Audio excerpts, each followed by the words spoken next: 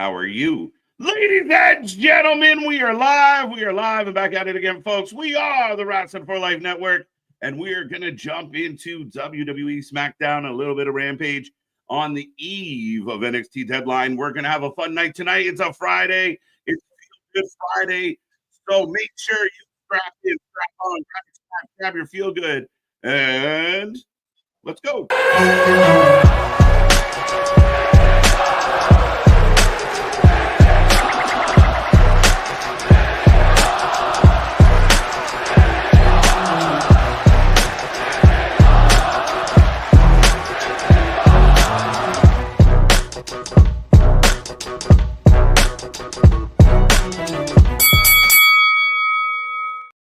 Ding, ding, ding. We are live and back at it again, folks. Like I said, we are the Wrestling for Life Network. This is another live stream as we bring you WWE Smackdown tonight.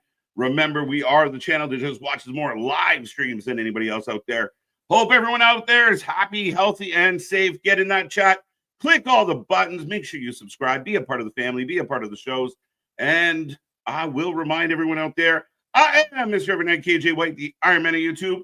That is Big Nick. Ladies and gentlemen, boys and girls, children of all ages, the Wrestling for Life Network proudly brings to you its YouTube tag stream champions of the world, the Every Night Delight KJ White. I am Big Nick, and yes, we've got Friday Night Smackdown, the fallout of Survivor Series. What's going to happen with both sides of the bloodline? There we go. There we go. Fireworks. I was wondering. I was like, man's just giving me the thumbs up. They're giving me the green light. I'm doing great. Doing great. Yeah, no, I'm really looking forward to this Smackdown, Nick. I think it's going to be a good one. Nick Aldis coming out, like you said, making some announcements today. But again, the fallout from Survivor Series, what it will all look like. What are the twists and turns in this story? Is there a chance that CM Punk's in the building tonight? What more can happen, and where is it going to go? I think we're going to get some answers tonight. I think it's going to be a fun one. Oh, absolutely. Well, that's the thing, is it's the biggest question remaining of now what do we do with both versions of the bloodline? The OG's got the win, so now what's next for Bloodline 2.0? I've heard rumors talk that the OG Bloodline is going to be kind of staying together for a bit, so it'll be interesting to see where we go with that. And again, we get more Heyman, because I assume if Roman's going to be there, Heyman's going to be there. So we can dig in more into what the favor is, see that connection, because there's still the questions of, is he really with Roman, or is he got, seeds planted otherwhere, pleads planted otherwhere? 100%, man. And I mean, again, a lot of other intriguing stuff. MCMG is going to defend their titles. We're getting, kind of more in the women's U.S. Title tournament. Elektra Lopez is going to be in action. I'm pretty pumped. Right. Yeah, she's taking on Tiffy Time and Naomi in a qualified match. And like you had right there of Cody Rhodes kicking off Friday Night SmackDown. Yes, sir. So, but we are about 25 minutes away from the start of the show. I will let everyone out there know we will be live all night long. We take a prediction on every single match. We take a rating out of 10 at the end of the night. So make sure you get in that chat and be a friend, tell a friend, take this link, share it with everyone.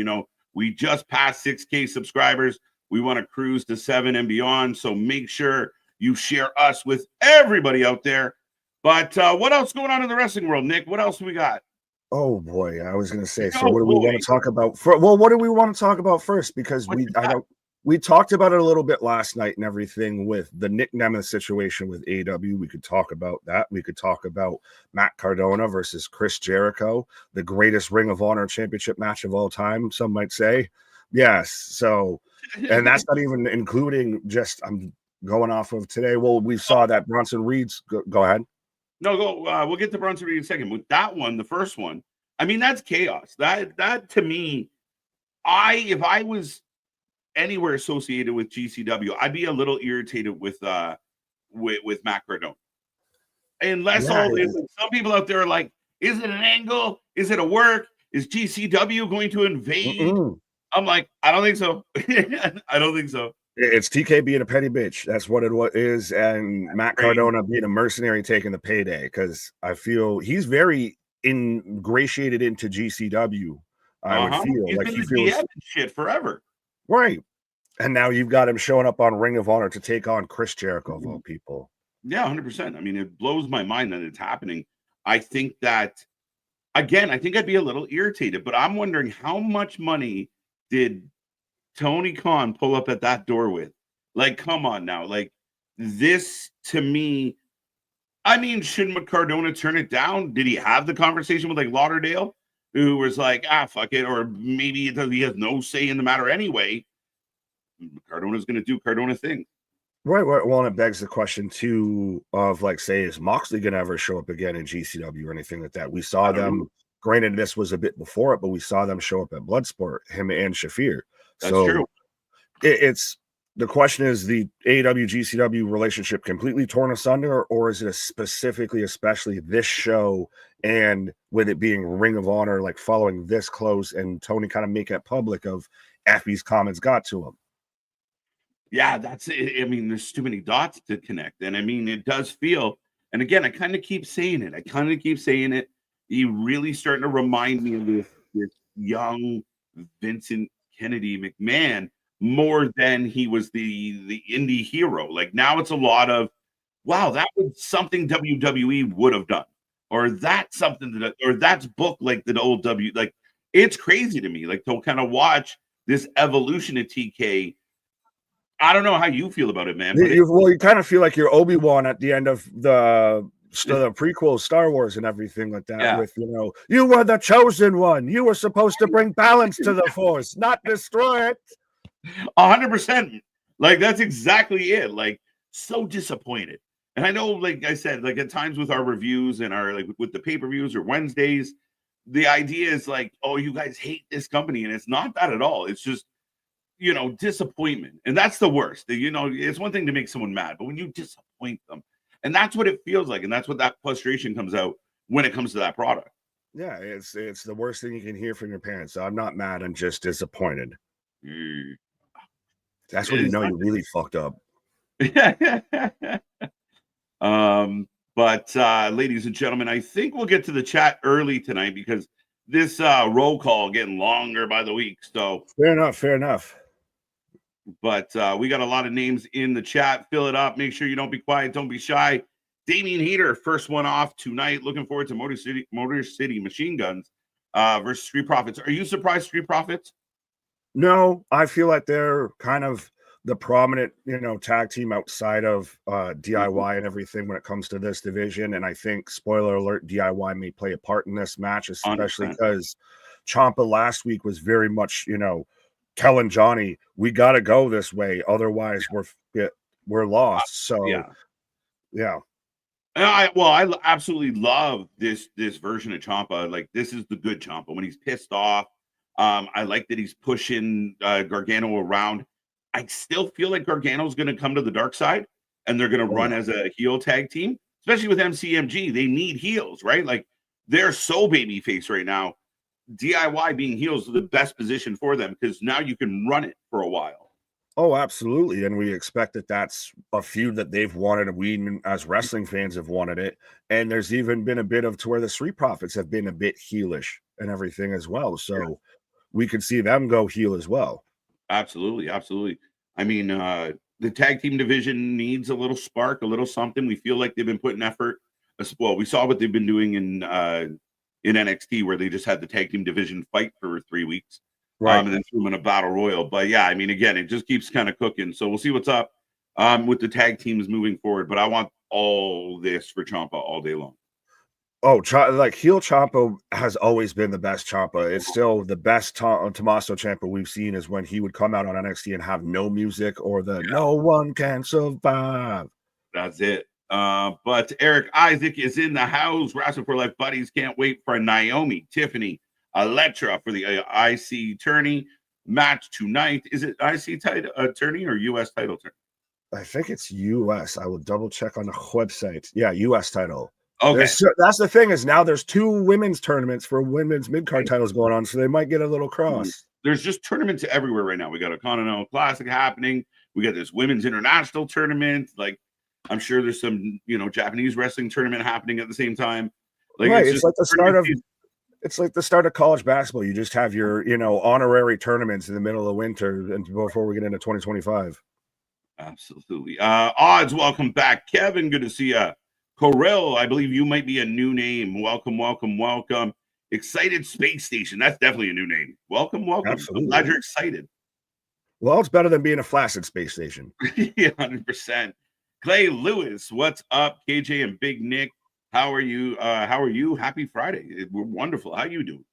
I'm doing fantastic, man. It's a feel-good Friday. We're rolling right into deadline too as well. Yeah, 100%. I mean, again, exciting times, busy times. Saturday night main event is like a lot of tonight. We'll set up that show in a couple weeks, or sorry, next weekend. Again, something else I'm very excited about. Well, and this came out and everything, and I don't mean to throw off the chat too much, but Go for it. did you see it being announced that Jesse was doing commentary? I feel like we've been talking about that for over a month. I had this moment today. I was flipping through social media, and I'm like, why is this being reported like it just happened? We knew this. We've been on here. We talked about it. I thought it was reported. Maybe now it's finally confirmed. But I mean, again, I thought that was a thing. Today it cycled through like it's something that just happened this morning. Yeah, okay. So it wasn't just me because I was like, I've done the Jesse Ventura impression on stream and everything. We've talked about this for like a month now. Yeah. Like once they announced Saturday Night Main Event, and especially when they had Jesse show up, when they were it was the Raw in Minnesota and everything, and then they had him, and that's when it kind of pretty much got announced. I felt like that's what I thought. It's so funny. So yeah, if anyone didn't know, Jesse Ventura will be on commentary for Saturday Night Main Event. It was pretty crazy. Yeah, and for folks who didn't know already too, I guess we're ahead of the curve. We're future foreseeing men and everything. We're telling you what's going to happen in wrestling. Whatnot. Right. I messed my words. We got you. We got you. J1, what's up? Saying with exactly what we were just talking about. The body Ventura. You do it. Jawan, I think this is a great comment. 100%. Kevin Owens is a fantastic athlete, and I think he might defeat Cody Rhodes. It's good stuff, folks. It's good stuff. He's here all week. Try the Please tip your waitresses. Drive home safe. Have your pets spayed and neutered. It's on point, dude. I think Karrion Kross is on point. Which, by the way, he's like the poison in the well. Yeah, of everything in pro wrestling, especially WWE right now. Right, to an extent, for sure. Wrestling Proud, welcome back. Always a pleasure to see you. It's Friday, folks. You know what that means. Friday night KJ stories. Oh shit, here we go. I'm in a storytelling mood tonight, I think. Yeah, no, that's normally Tuesdays. That's Tuesdays, and especially Wednesdays is the rant day. Tuesdays is the storytelling day. I wish they would switch nights because it would be really nice to be pissed off all Tuesday and then like come back on a Wednesday and just do NXT and be in a good mood again. The sooner you can get it out of the way, the better. Yeah, geez. I mean, it's killing me. Rocco, welcome back. So 23 was featured on TNA Impact. So there's 26 letters in the alphabet. What am I reading? Is this code? He's trying to break it down. He's saying that it was code, that it was Baron Corbin, which I don't think Baron Corbin, would use his still WWE name in TNA. Maybe it's a nice little way to backslide back towards WWE. But I know our buddy Anthony, who was here last night with us with the prediction and everything like that, the third head of this three-headed monster was thinking it's Crazy Steve. Crazy Steve has been MIA. I think it would be great if it was Crazy Steve. Baron, I said, I think you and I both agreed that he'd be a good fit in TNA. But again, I think ultimately, I'm a big fan of Crazy Steve. So if it's him, I'm good with it. Facts. And we still don't know. Baron's still fine of doing his whole at-home, cooking show and everything like that. Right on. Yeah, no, 100%. I mean, he's still doing his own thing. We saw him get his, the gold and silver medal in some local jiu-jitsu thingy. Did you see so many people like just being assholes with that and memeing it of like, it's the whole, but it's a tournament for children. Yeah, and you kick their ass. Right. Big Dog, welcome back. There you go. He's got a new merch store on Bonfire. Support our friend. There you go. Speaking of merch stores, we have a merch store as well. We do, with new stuff. What's up, everyone? Christian, good to see you. Before we begin the chat tonight, I want to give a shout out to my New York Rangers. Rangers suck. Skin for 8 years and keeping my fingers crossed that the Mets. I don't like the Mets either. So Christian, I'm sorry, bro. Yeah, I got to deal with being a Yankees fan married to a Mets fan. So you can piss off with getting Soto. Nope. Boston still needs a few more minutes. By the time we got to him, he's been good. PS5 player might be a new name, Nick. Welcome. See Money, we got you. Motley Drew, great name. How we doing? How we doing? Doing well. How you doing? I hope you're well, sir. Welcome to the channel. Denisha's back in the house. Keyshawn, TJ, you got any? Oh, Christ almighty. I guess I'll just go from the bottom. Oh, Gordon Nye. Christopher Cox. Surprised the Wild might have the best record in the NHL. That one can talk to it better than I can. They've been cooking, man. I made a trade to get Gustafson a few weeks ago, and it's paying dividend. There you go. There you go. Well, Mega's talking about McDavid. No, you're good. Dale, the OG, triple OG in the house and everything. I had to acknowledge that.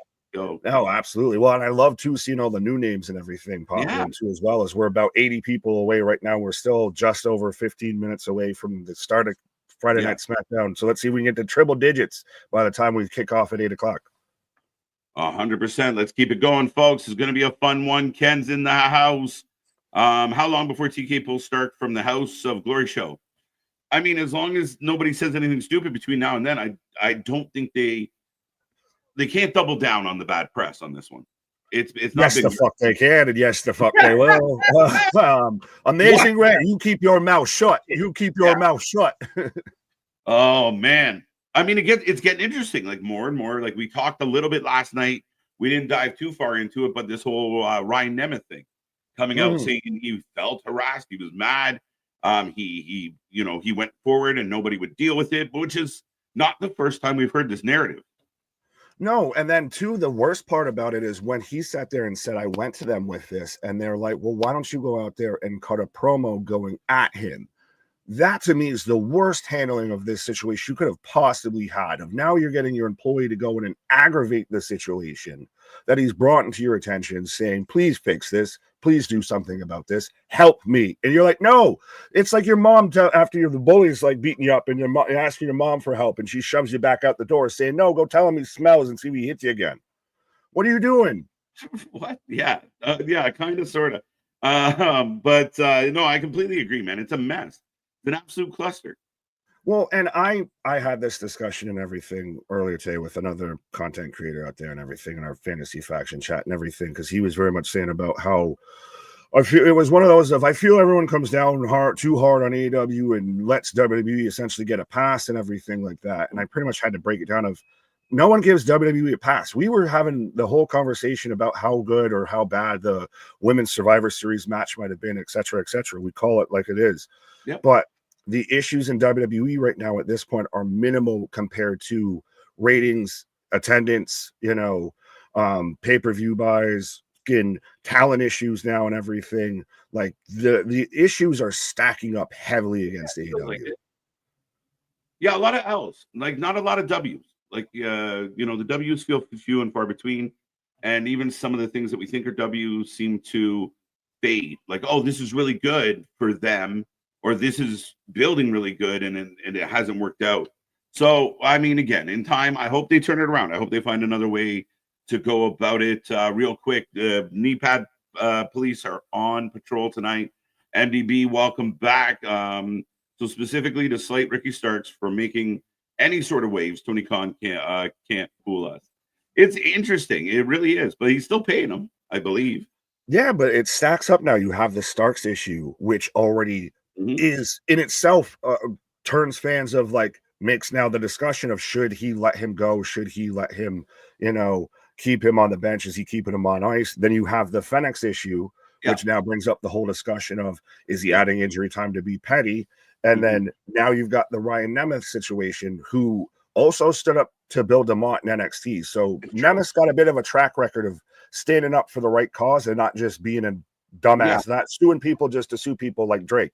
Yeah, it's credible, Right. And so that's three separate issues. That's the three separate fronts you have to face in the court of public discussion just from your talent alone before you get into all the other shit. Yeah, he's got so many fires to put out. He doesn't know which one to put out. It really feels, like I said, it's just been a really rough patch. And again, I mean, it feels like more static is coming out of that company than cohesive moments to be happy. Like even now, okay, they're going to smaller venues and they get a place like Hammerstein, but even that decision gets marred in some controversy and some negative press. And it's interesting times. It really is. And again, hopefully they can turn it around. Ronan, welcome back, ladies and gentlemen. Today is the 20th anniversary of the first ever women's main event on Raw. Lita versus Trish, who's near and dear to my heart. Stratus for the WWE Women's Championship, December 6th, 2004. Fun fact with Ronan. Right, there we go. There we go. Christopher Cox is in the house. How are you, sir? Welcome back. Welcome back, Tony. Good to see you. Mega's here with us.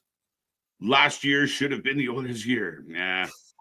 They find a way to blow tires. By the way, KJ, I have a bone to pick with you. Pause. Wait a minute. Will you please take your Canadian weather? Yeah, no, I don't want it either. You guys, I mean, we're trying to share. I don't want it. Right, we just push it over there. Gordon Dye, welcome back. Carlos in the house. How you doing? How you doing? KJ Nick, I don't know if you saw MLW by Eric Bischoff. This was kind of interesting. Was on the phone with someone at the end, and people are saying it's HBK. I haven't seen the Bischoff segment, so if you want to fill me in and fill the people who might not have seen it in, because I haven't seen it, honestly. Well, he did the one night only thing, and a lot of interesting came out about it. Alex King got fired, and again, they kind of left some cliffhangers, like maybe this isn't one night only. And a lot of people, I don't know why. Now, I would have to go back and rewatch the clip I saw, but I don't know, but why people think it's HBK. And if anyone in the chat knows why, let me know. But MLW, WWE, I mean, if Triple H mends that bridge, holy shit. He can walk on water. He is Hunter H. Christ. That's right? What he is right now. And if you got random MLW guys showing up on Raw or SmackDown for a match or two, like they did with TNA, even if it's NXT, I mean, there's some big names over there. They are doing good things. You give me, that's what brought us Jacob Fatu and brought us Alex Hammerstone. But I'll just say, if you give me Alex Cade versus Obafemi, I'm here for it. I'm here for it. Absolutely. Boomaye Nation versus the Oba Nation. Yeah, I mean, again, it's got legs. Right? B Hockey, yo, Papa 40 and check your rollies. I feel like the Big Love It doing the, damn, son, where you find that? Right. Sonny, welcome. What are you thinking about Penta possibly being, TBD for NXT or definitely on his way? I mean, what do you think? It feels like a done deal. Well, I've seen people throw out maybe he goes to TNA, which I think would be a big stretch. Respectful, sorry, Anthony. What? He was there before, though. Fair enough, but I mean, I think it was all but publicly known, and that's part of why we got into the whole Fenix situation, because it was known that they wanted to go to WWE. They were in talks with WWE and all of that. So I feel maybe he could be the person that, attacked Eddie Thorpe or anything like that. We've talked about it last night, if it's probably more one of the Samoans, but maybe he's like, we've seen the continuous shot of somebody in the front row at an NXT event and coming soon, like we saw with Julia, etc. So maybe we get Penta El Zero Mierdo sitting in the front row at Deadline. It'd be very interesting, man. And to see where they slot him in. And some people are thinking he goes to the main roster instantly because he is a vet, lots of experience. But again, it all depends on their comfort level. Like, you can take, they did it with Jacob, they did it with Tonga, they did it with Tama. There has to be some level of confidence that you're going to be okay. So, again, if he slots in, I think he's been around long enough that maybe they don't do the NXT thing, but who knows? Right. You kind of got me even a bit because you mentioned it so much it tends to be the tradition that they almost do at least a little bit of a run. Like, everybody was thinking Motor City Machine Guns was going to do it, and turns out they didn't, but we were all fine and dandy if they still would have done it. I think if you dropped Penta right into the middle of that U.S. title division with Nakamura, Andrade, Carmelo, LA Knight, that's a perfect little fit there. Yeah, and I think I'd be really up for Penta Shinsuke. Oh, absolutely. That's exactly where my mind went. As we hit triple digits in the chat, 100%, as we're 4 minutes away. 4 minutes. We're not Eric. We don't say 3. We say 4 because we're 4 life. We're getting there. We're getting there, folks. But Zach is in the house. Happy National Cookie Day. As an avid cookie lover, let's go. C is for cookie. That's good enough for me. Frank Regino, why did Xavier dress like Brad Maddox, or was I seeing things? Brad Maddox. Shut up. If you know, you know, and if you don't, you don't. We'll Moving leave along. that one there. Right. Jason saying KJ and Nick did Rock take out Eddie Thorpe on Tuesday night. Who walked into the GM's office on NXT? Right, my NXT. Again, I mean, we talked a lot about this last night. I mean, is it a Hikuleo? Is it a Penta? Is it Lanta and a Hawaii? Is it both? Is it Daddy Dwayne? Like, I mean, again, thick with possibilities. Yeah, well, especially when you're talking about them Samoans, thick fits the potential fully. But I was thinking it very much could be a Lance or a Hikuleo. I think I even mentioned it because the segment, the GM's office segment threw me a little bit because it looked like they recognized him. There was clearly some recognition. But I also said a big, tall bastard like Hikuleo, who's like almost 7 feet tall, walks in. You're going to act intimidated regardless of who it is. 100%. Absolutely. Yeah, I mean, again, I think they've done a good job with a lot of these things of, you know, who could it be? And I think the list is long. I mean, could it be? I mean, again, it could shock us who this is. I just feel like you said it tied into Ava on the phone, and it was weird, and it was like, what is she setting up?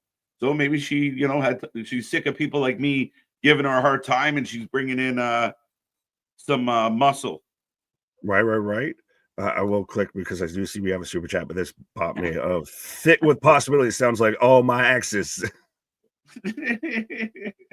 Yes, Spaz with a $10 super chat. Appreciate you, homie. Saying, I'm not gonna read that. I'm gonna just say KJ Jingle, Nicola Mega Grande with foam. Pause. Mega Grande with foam. We're pausing all over that, folks. Right. Extra vinegar, Tony the onion rings. Chat, hope you're all well. Anyone coming to the chamber in the dome? I got my ticket. Say hi if you see me. Yo, it's pricey as hell, though. I would not know, sir.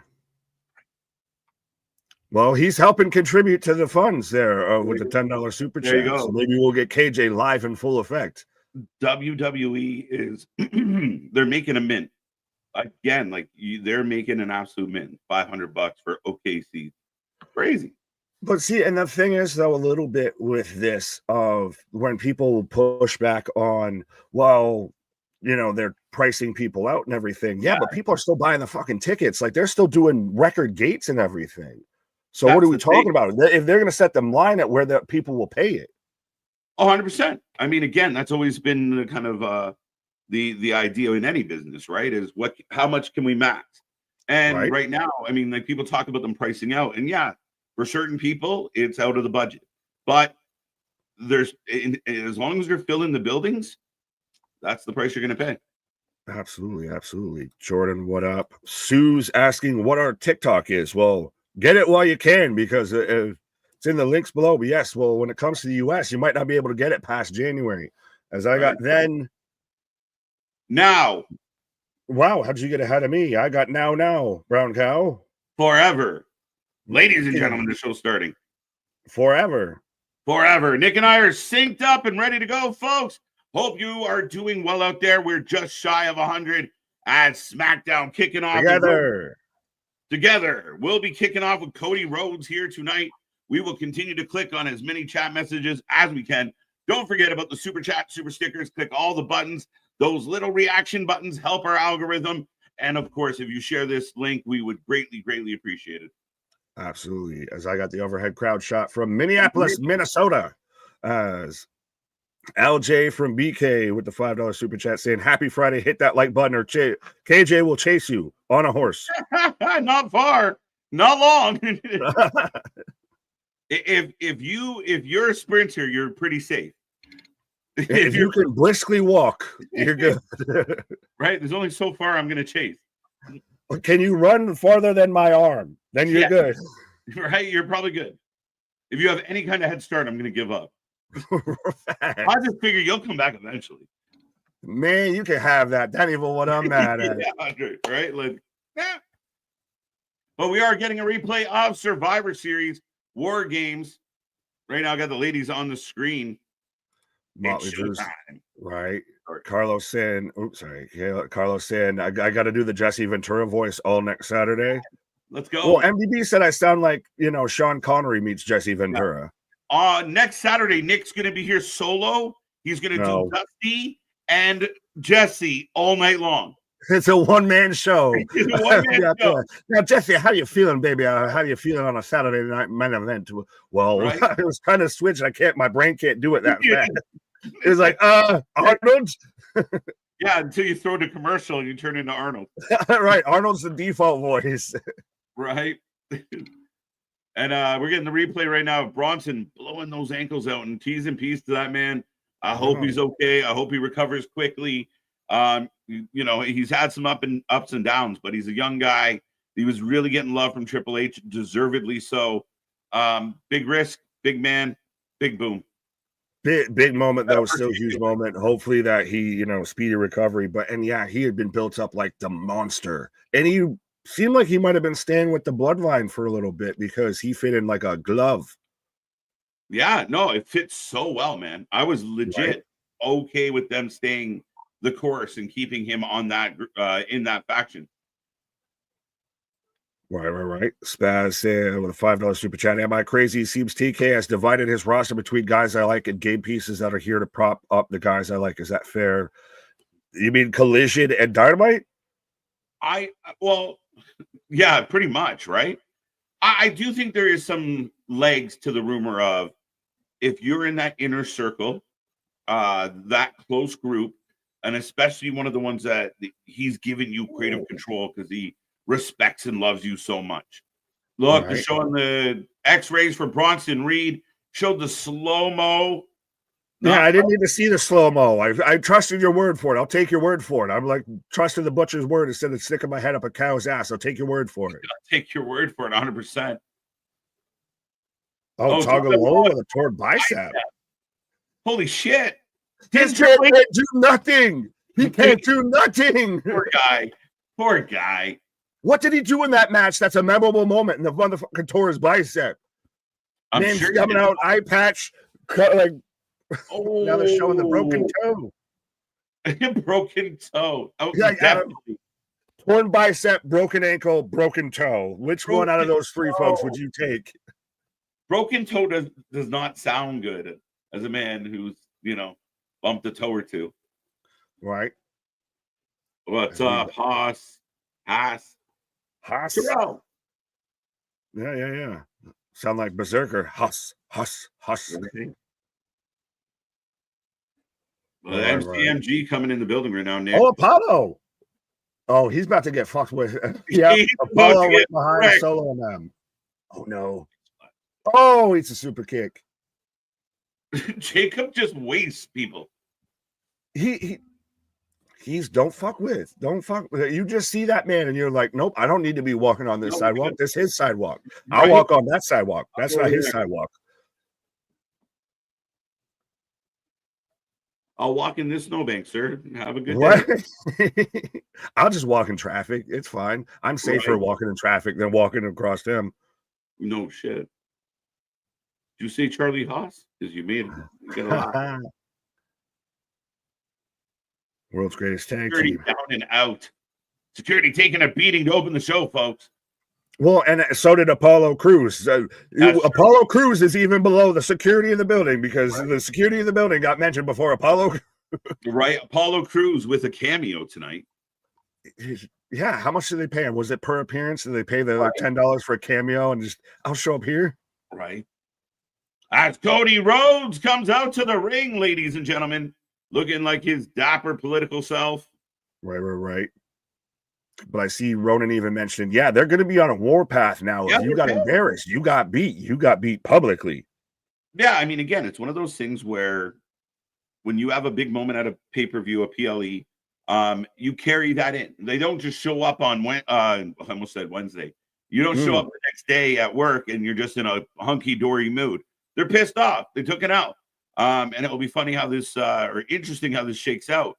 But they're selling it. And again, Apollo might end up in a match with Tama or Jacob later. And just get squashed in 5 seconds. Again. Right. Poor guy. Well, I got Cody Rhodes coming out, and I am excited for a Saturday night main event of him versus KO. This is felt like the most I think you can kind of sink your teeth into something with Cody with a title feud. Yeah, I know a lot of fans, including yourself, had been asking, like, we want more from Cody, right? Like something that means a little more. This is good. Like, I'm excited about getting to Saturday night main event. I'm excited about where this goes into that show. Even if I think that it's highly, highly, highly unlikely that KO takes the W, I think at the end of the day, the way they got here has been really good for Cody, really good for KO. I mean, good job.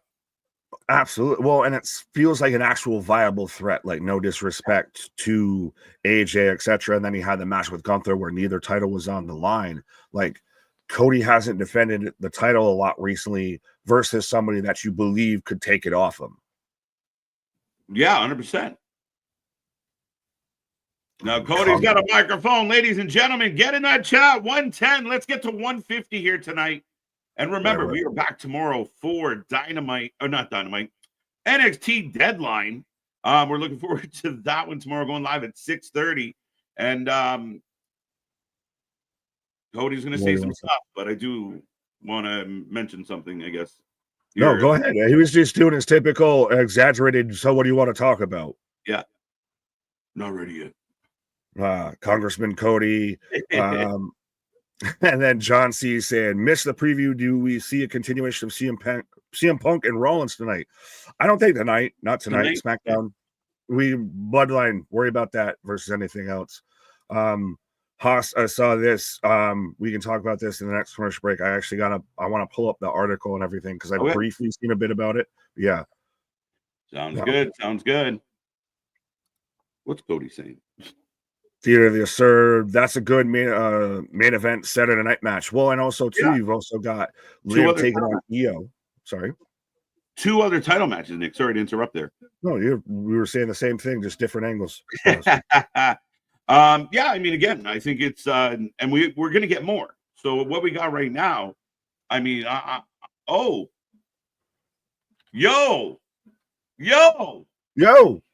American Made. Look at this entrance. Does he just look different on SmackDown? Or is it different? What do you think? He looks taller now? All of a sudden he shows up on Fridays. He looks taller. Yeah, he grew a little. The entrance. Yeah, no, they're all out. It looks like they fit. This looks like his fucking cabinet. This looks like when I tune into Fox News, this is what I see on my screen is all these fuckers. Why is this happening tonight? I don't know.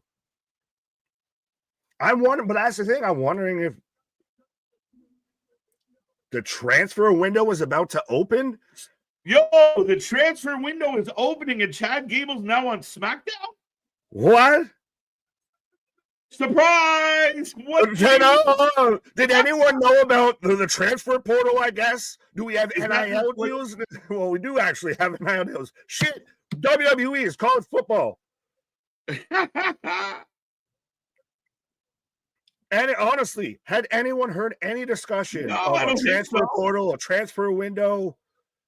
So this is how they're trading talent to get them to NXT, to Raw before Netflix, without a new draft, without anything. This transfer window, right next year. Give me a problem, I'll find a solution. Cody, Chad, I kind of don't mind that. Listen to the crowd. You suck. Right? Chad's getting a reaction. So, ladies and gentlemen, if you're just tuning in and we're following the narrative as well as we can, Chad Gable says, I'm here essentially because a transfer window opened up. Like, we're going into the metaverse on this one. What is happening? Well, yeah, like I said, it feels like the transfer portal. If they're not using me well enough on Raw, I got beat up by Howdy. So I'm coming over here. Chad and Cody could cook, bro. I like this. Well. He's bigging up Kevin Owens. It'd be really interesting. I still think they've got a lot of work. On paper, it could be a really good match, but they've got a lot to do. And I really hope maybe we're going to get Chad Gable in the U.S. title division. Shinsuke, Chad Gable. LA Chad Gable, that's where I think he slides in better. He's getting such a good heel reaction. I think I could be okay with this. For a match. Feud forever. Yeah, an angle for a few weeks into a pay-per-view. Angle for 2 weeks into a Friday Night Smackdown. There you go. I'm in. The best I could do is 2 weeks in a Smackdown. I'm easy. We can make that work. Right. Well, John C. even bringing up of who else goes through this portal and everything like that. Of the portal that we didn't know existed until now. Right. Well, Roman's going to Raw. No, I don't think so. You think Roman won't be on Netflix? No, I think he stays. I think Roman wants Netflix, bro. I don't know. I mean, would you rather go to Netflix and compete with everyone to an extent, or you're the face that runs the place on SmackDown? And I'm not saying that in a way of like Roman wouldn't run to an extent of Netflix, but you've got a lot more sharks in that tank. It'd be interesting. Well, it would also depend on who's coming the other way, right? Yeah, that's the thing is you got to leave something. USA isn't like, we're not getting fucked over here. Do I look like Fox to you? I am not Fox. What do you guys think about this? What's up, Anthony? How you doing? I'm disappointed that it's you, says Cody. Sammy could maybe this is one way to keep the bloodline together. Sammy gets transferred. Jay gets transferred. That would be it's easy to trade Sammy than to trade the whole rest of them. Well, and you'd have to do Sammy and Jay. Well, you do it 2 for 2 because you have to be Sammy and Jay. Shit. Sammy and Jay. I don't know, man. This is like, did anybody, honestly, I didn't even hear a rumor that this could be a thing. No, I had heard no discussion, no talk, no rumors, no nothing about any of this. Haas saying Lola Vice outfit tomorrow going to be a transfer window. I should have proofread that one first. Yeah, I agree with 444, man. Like, seriously, I really like this. And it's getting Cody a really good babyface reaction because Chad's such a dick. Well, yeah, he's a despicable asshole. That's 100%. But does anyone really believe that Chad Gable would beat Cody Rhodes? I think Chad could push him to the limit.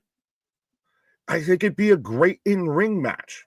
Do I ever believe that Chad Gable would pull the upset right now on Cody Rhodes? Right now on paper. Right now, no. That's what I'm saying. Right now on paper, you got work to do. Cody's got big business to attend to. I see the potential. I see what you're saying. I see potential, but right now, this ain't it. Yeah, I really love what they've done here. I'm surprised. Right. Meltzer reported it. Did he? I doubt it. Yeah, right. Fact checkers, check that. No. Lady B, did the portal close on Jade and she fell on the car? I solved it. Right. Ivy Nile looking good tonight. All professional. There you go. Make her the NXT GM. Don't talk to me. You don't know me. Chad and Cody just cutting it tonight to open this show. It is still interesting to me because every time I see Chad Gable, I just see mini Kurt Angle just with hair.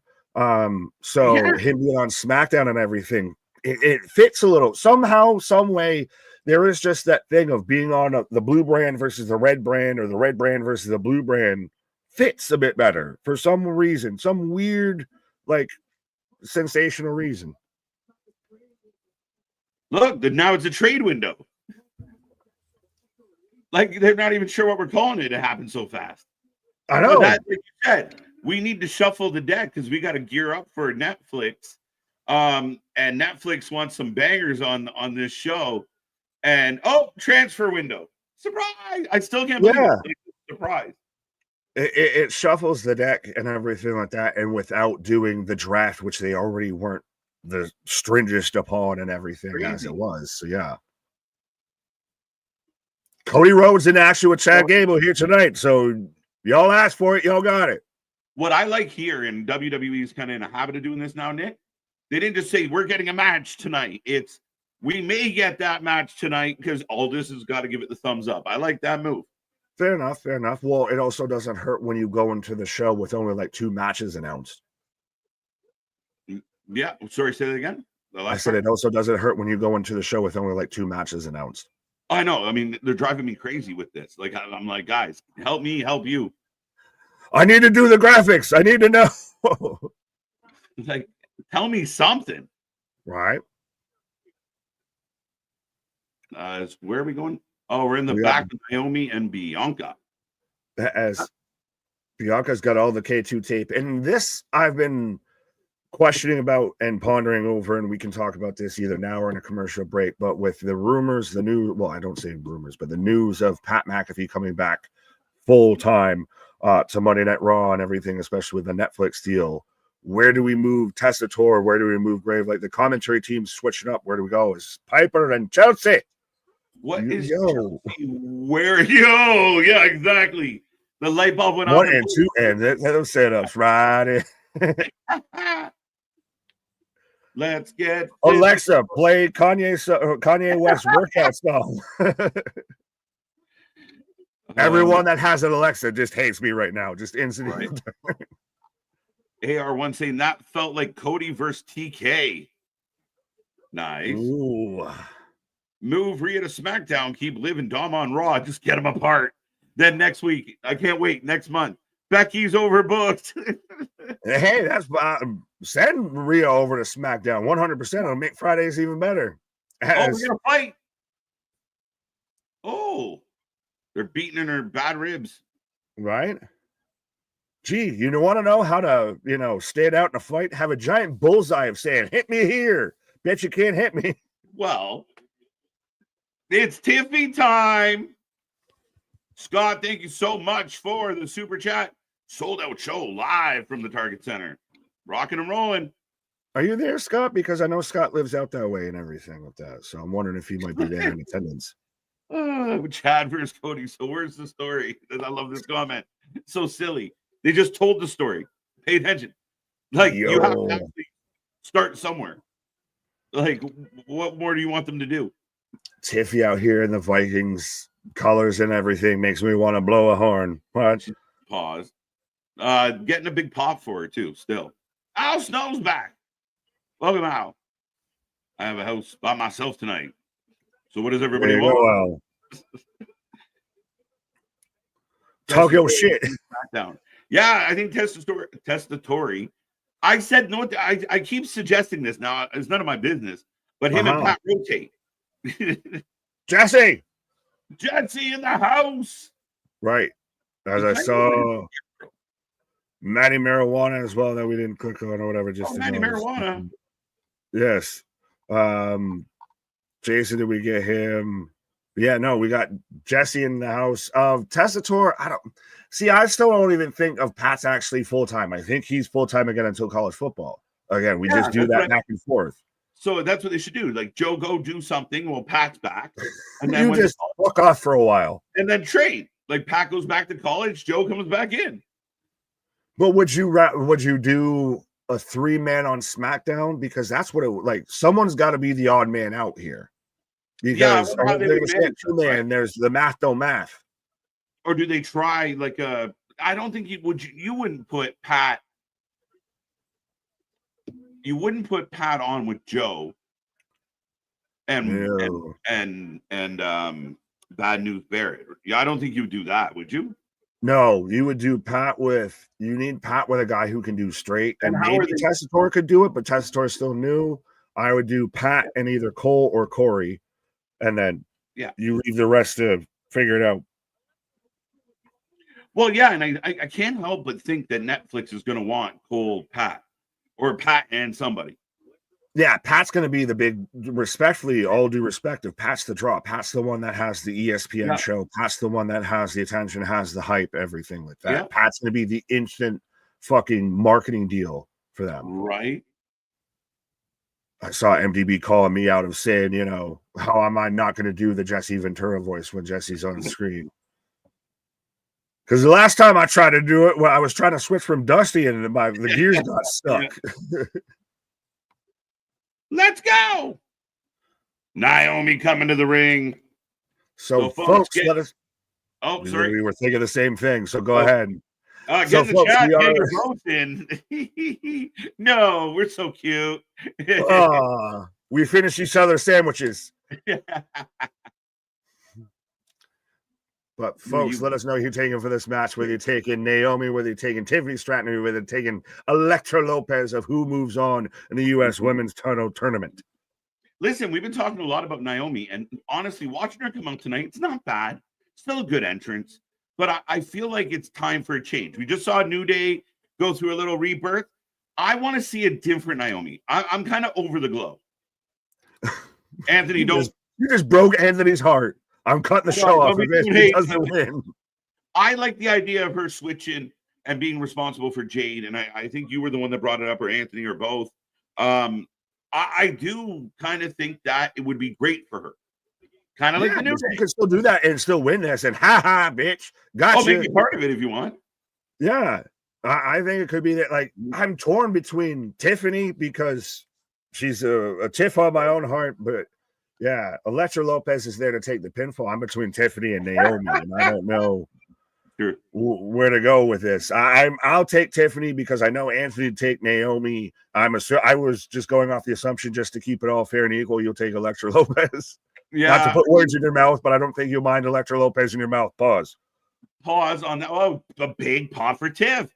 Yeah, I'm with like the 7% of people out there picked Lopez. Definitely did not base it on anything beyond one criteria, and I think it goes without saying. But 59% of the chat taking Naomi, Tiffy 36%. Attacking Jade does not give her a championship. Yeah, man can't even swear in the comment. Man censored himself in the comments. I love Anthony. Right. Tiffy with a boot to Elektra. Steven taking Naomi for the win. Misfit, what up, saying Tessa Torres being moved to SmackDown with Wade and Course. They are, I guess, allegedly doing the 3-man booth. They're definitely, yeah, I guess they're thinking about it. It's always hard with that. You really have to know how to find the three, like the triangle offense type shit, because somebody gets overshadowed. Yeah, it'd be very interesting. But if you do it right, you find a way to highlight both, and you kind of get everyone looking good. But Tiffy flip it into the corner. Lopez down. Right. Naomi wins. Who are you taking in this one? You took Tiffy. I'll take Tiffany. Anthony's taking Naomi. Clearly, he's gonna not talk to us if Naomi loses. So I'm eating the pin on this one. Oh, you're going Elektra? Well, I mean, again, if everybody gets one, I get, Lopez and yeah. Like I said, I really, you're gonna be so sad that you picked Elektra. You've been backing her for a while, my guy. I hope she gets the upset. Hey, she could get Ren Sinclair into this because there's the whole thing. No, there's the whole thing of Naomi and Tiffany are still tied into the whole Nia Jax thing and all of that. So what if she comes out? What if that's an interference? What have yous? Chelsea was just out there attacking Bianca, who's friends with Naomi, so maybe they could cost Naomi this match. That'd be interesting. Right? Tiff breaking up the count, throwing hands. Crowd got a little quiet here. Oh, no, they're waking up. They like Tiff. Yeah, because she looks like a Vikings cheerleader. She looks like what people thought the Dallas Cowboys cheerleaders in the 80s and shit looked like. What if Naomi and Bianca took out Jay? They both did it. They just said, I'm sick of you. I like that. If they both kind of just said, no, enough of her. Turn them both at the same time together.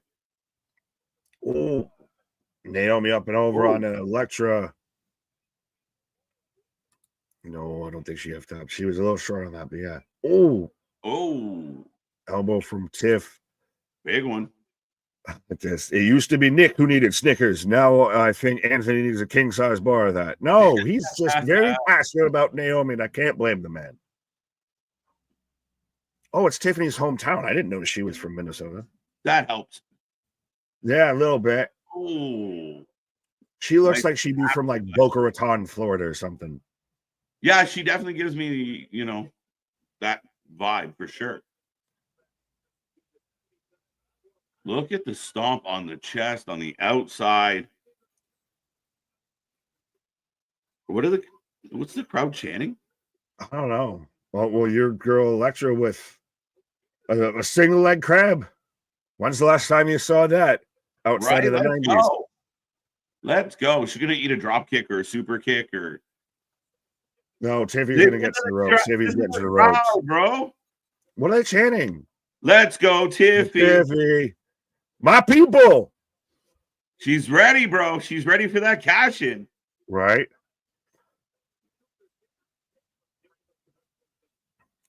Christopher said it's a skull chant. So, so it's the Viking skull.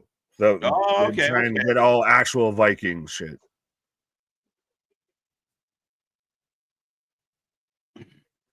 Are you proofreading it or are you reading it? I'm taking it in. I'm like, that's a just take it in, man. Yeah. Pierce is less likely to wrestle than Aldis, in my humble opinion. Yeah. I think both could. Well, out of the three, and I don't know, maybe I'll talk long enough and you can make this a poll. Which is more likely to wrestle in 2025? Nick Aldis, Adam Pierce, or Wade Barrett? Okay. That's a good one. Yeah, well, I think it'd be really interesting and everything because there's been people that have thrown out the idea of a Wade Barrett versus Drew McIntyre feud. Nick Aldis, even when he came over as the GM and everything like that, we didn't really think he was done in ring. He's kind of almost got like a double contract a bit as a producer and as an on-screen talent.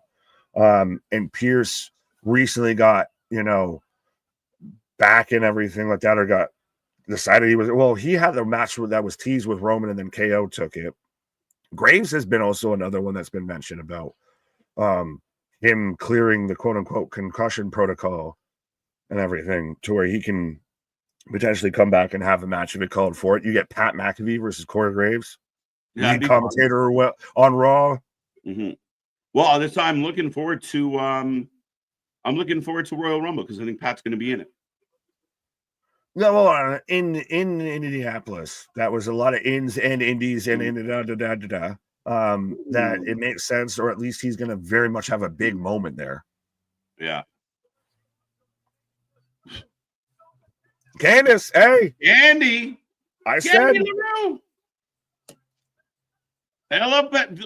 give Lopez the dub, dude. You might have backslid into a victory. Naomi reversed out of it. In trouble. Now she's gonna go back and hit it again. Candace, go back and do it like toss to the second. Oh wait, Tiffy. Oh, that was clever. Little drop down like on your shin, front flip. Jumps out Naomi. And the crowd goes wild. Prettiest moonsault ever. As she's even got to move her further back to get her in range. 1, 2, 3. Dude, they're ready. She's ready. Well, she's in Minnesota. She's in her hometown. It's good, dude, and she's cooking. I know she's great. I just want to make sure before we jump. I want to check the parachute before we jump. It's been building for her, though. More and more cheers, more and more fans getting behind her. People are into the Tiffy time thing. She's clearly a star. Yeah, I mean, I know it's her hometown, but man, if she can get that reaction in a couple places, she's cooking. Right. So we're down to the final four of Bayley, Mission, Chelsea Green, and Tiffany Stratton. So Mission versus Tiffany and Bayley versus Chelsea Green next Saturday at Saturday Night Main Event. 100%. That's amazing. Let's go. Oh, no.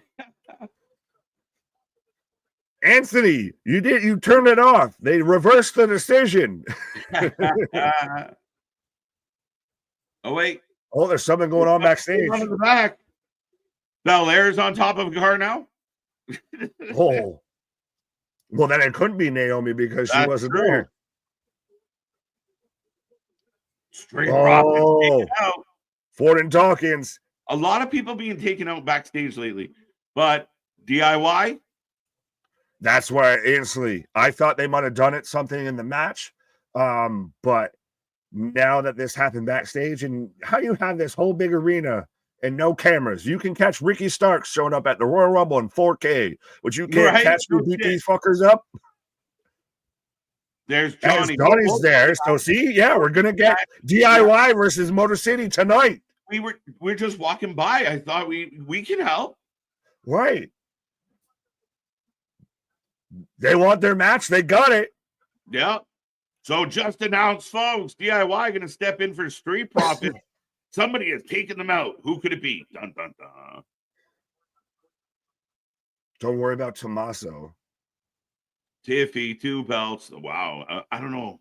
That's the tricky part with this. They'll find a way to. Oh, go ahead.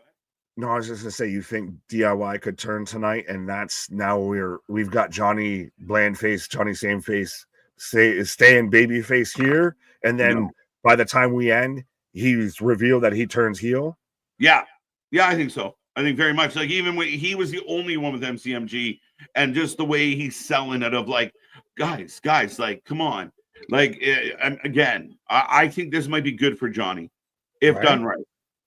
Has Bianca coming out? Belair coming out. I didn't know she had a match. No, they didn't tell us. They didn't. I didn't know. I was not aware.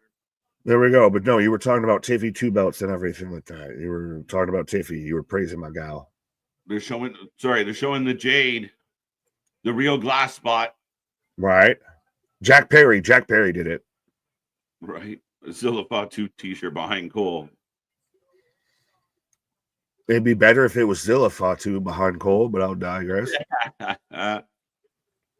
She got a huge reaction in Australia. Absolutely, she did. I just, like I said, it's one of those of a bit like even with Braun, and we've seen now with Roxanne and a bit and everything of, I'd rather make sure the parachute's nice and sturdy before we jump, because if you jump and that shit ain't ready to go, you're crash landing. Yeah, true. And I agree with Misfits. I don't think she's going to win the U.S. title. Something will happen in one of the upcoming matches. I don't think she's going to be the U.S. title holder and the Money in the Bank holder at the same time. Oh, no. It's going to be Chelsea Green. I'm in. I think she's very much earned it. If people want to say shit about earned it and everything like that, it fits, it checks out. And I think everybody, like, it's hard to be mad at Chelsea Green winning that. Like, what's your fucking issue with that? You're an asshole if you're mad at that. Not you. No, I think it fits. I think it works.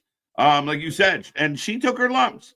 You know, she took, what was it? 4 seconds in the Rumble. Like, she's taking her L's, getting thrown in a garbage can. So I will put this in the chat, folks. And the reason we didn't know is this was based on the fight that just happened. By the way, 52% of people say Aldis, 30 say Wade, 12 say Graves, and 6 say Pierce %. Fair enough. So Pierce is actually surprisingly low man on the totem pole, which I mean makes sense to me. Like, that all checks out of where I'd probably put him too. Yeah, fair enough. And I think everyone kind of understands that Aldis was still kind of working at a good clip. Like, he's not like the others where something stopped them from wrestling, right? He just stopped. Yeah, he chose to stop versus the others got put out. Yeah. Did you see the Power Slap ad of now we've got Power Slap Mobile, folks? You go and get the game, hashtag not sponsored, that features, Giant Ginger KJ, or he looks like Geekbox, honestly. The dude in the Power Slap inside of it. And you can slap people as Ronald Mysterious as well. It's Piper versus Bianca. Yeah, it's Piper, not Chelsea. Fair enough. I like this stuff for, like, Piper's been so well. Remember when she was fucking Dewdrop? Yes. The black mark of her fucking career.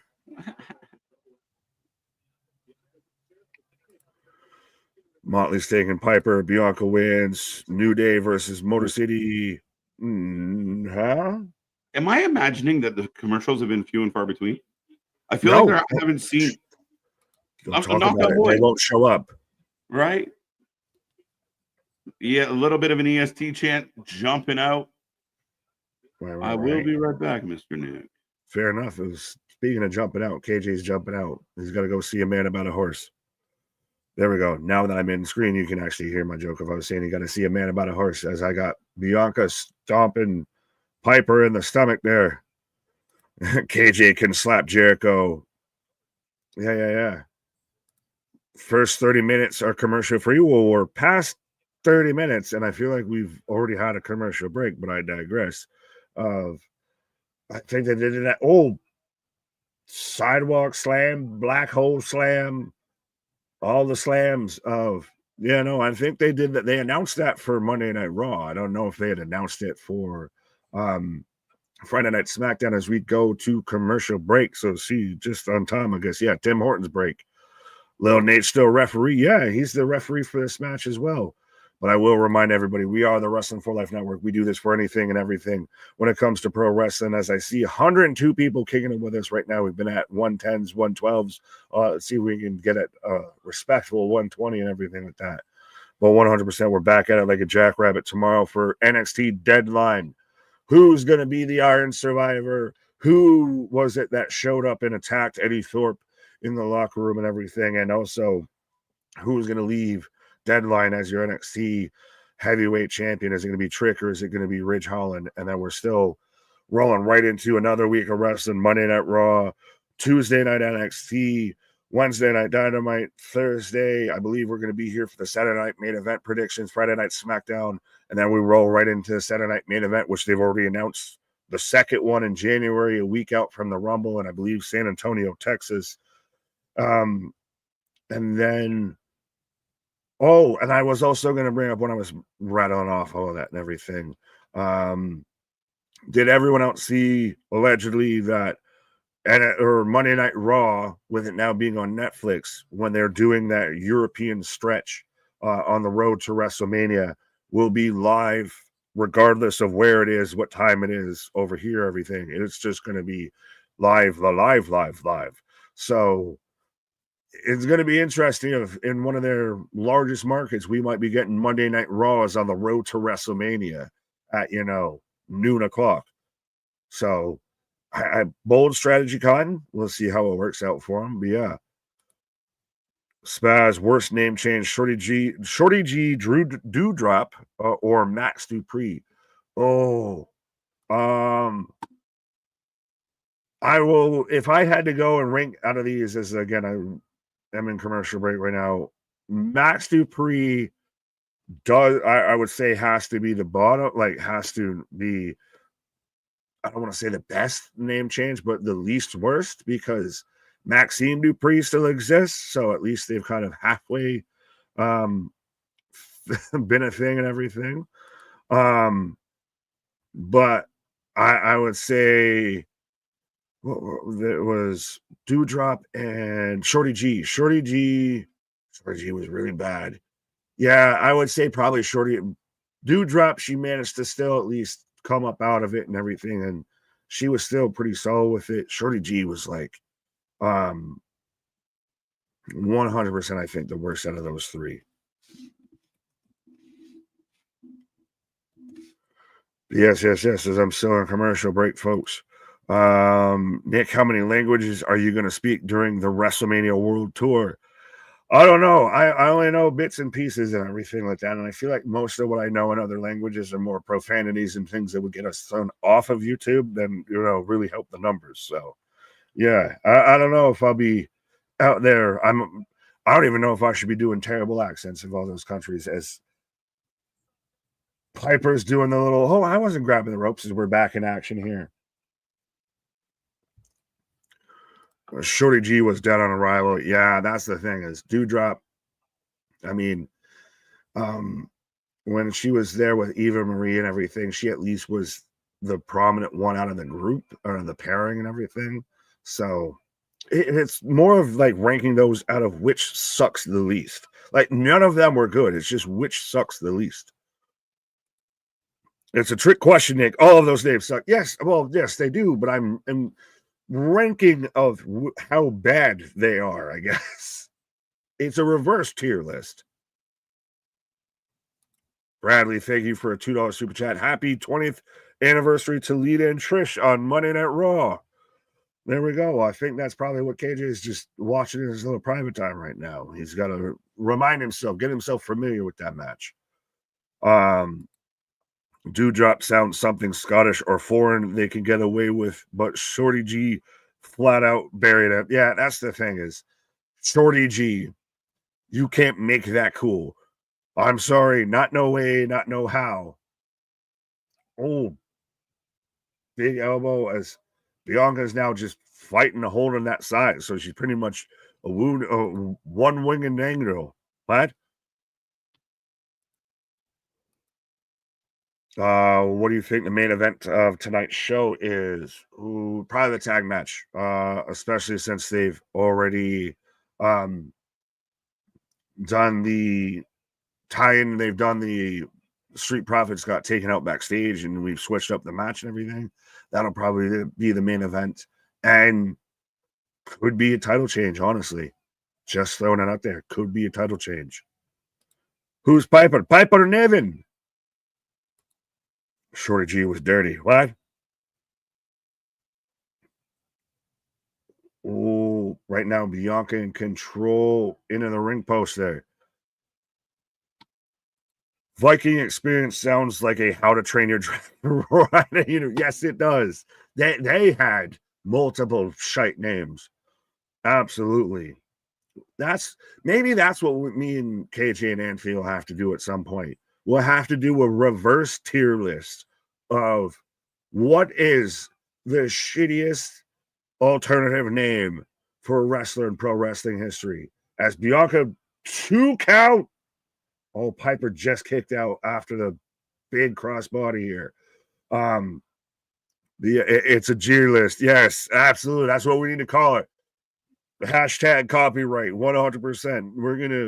We're inventing the G list, folks, instead of the tier list. The tier lists have been overdone. They're passe. They've been overused. We're gonna do the G list. We're gonna do it in reverse order of what is the shittiest out of the shittiest. Madcap Moss should be up there. Boogs. Yeah. See? So let us know in the comments so we can actually remember them and everything instead of going through the live chat. So in the comments on this video, once we're done here and everything, not the live chat, let us know your worst wrestling name changes. Like, oh, Bianca with another 2 count. Like, I don't know. We'd have to find a line like, does, the Christmas creature count as, a different name for, say, Kane? But no, I think it's got to be like to where they're already established in that character. You just take it and pivot it. Yeah. Let us know your worst wrestling name changes because, yeah, Madcap Moss is. And I wish he could still be thriving and feel a little bit in NXT right now. They would have kept him. Same thing with Boogs, but Boogs was just the ultimate ad pitch machine. He was Jake from State Farm, but just could wrestle and was swole. Oh, the back suplex from Piper Piper's looked so good, and she's on par and on caliber with a former women's world champion and Bianca Belair out here. Bob Holly had so many, Sparky Plug. Yeah, that's the thing is we got to find a line of demarcation, a line of how you differentiate of just alt gimmicks or name changes. Next Wing King challenge should be nothing but War Games. Ooh, well, no, that's what we kind of did. That's what the last one really evolved into, pretty much. Of it was all fall pay-per-views and everything, and normally that's pretty much always Survivor Series, so it was mostly that. But yeah, go and check out the Wing of the Ring. Absolutely, go and check out WrestleCore, all of our original content, everything like that. As we do have an interview coming up, but I'll let KJ talk about that when he gets back. Haha, gotcha. But yeah, I think the next one, depending on when we do it, might be more holiday themed and everything. I'll throw that out there. Bastion Booger. That's just a bad name. That's not a bad name change. It's a bad name. But I do agree with that as Piper's going up. Kazarni, yeah, absolutely. What a match. Like, this is, I think, oh.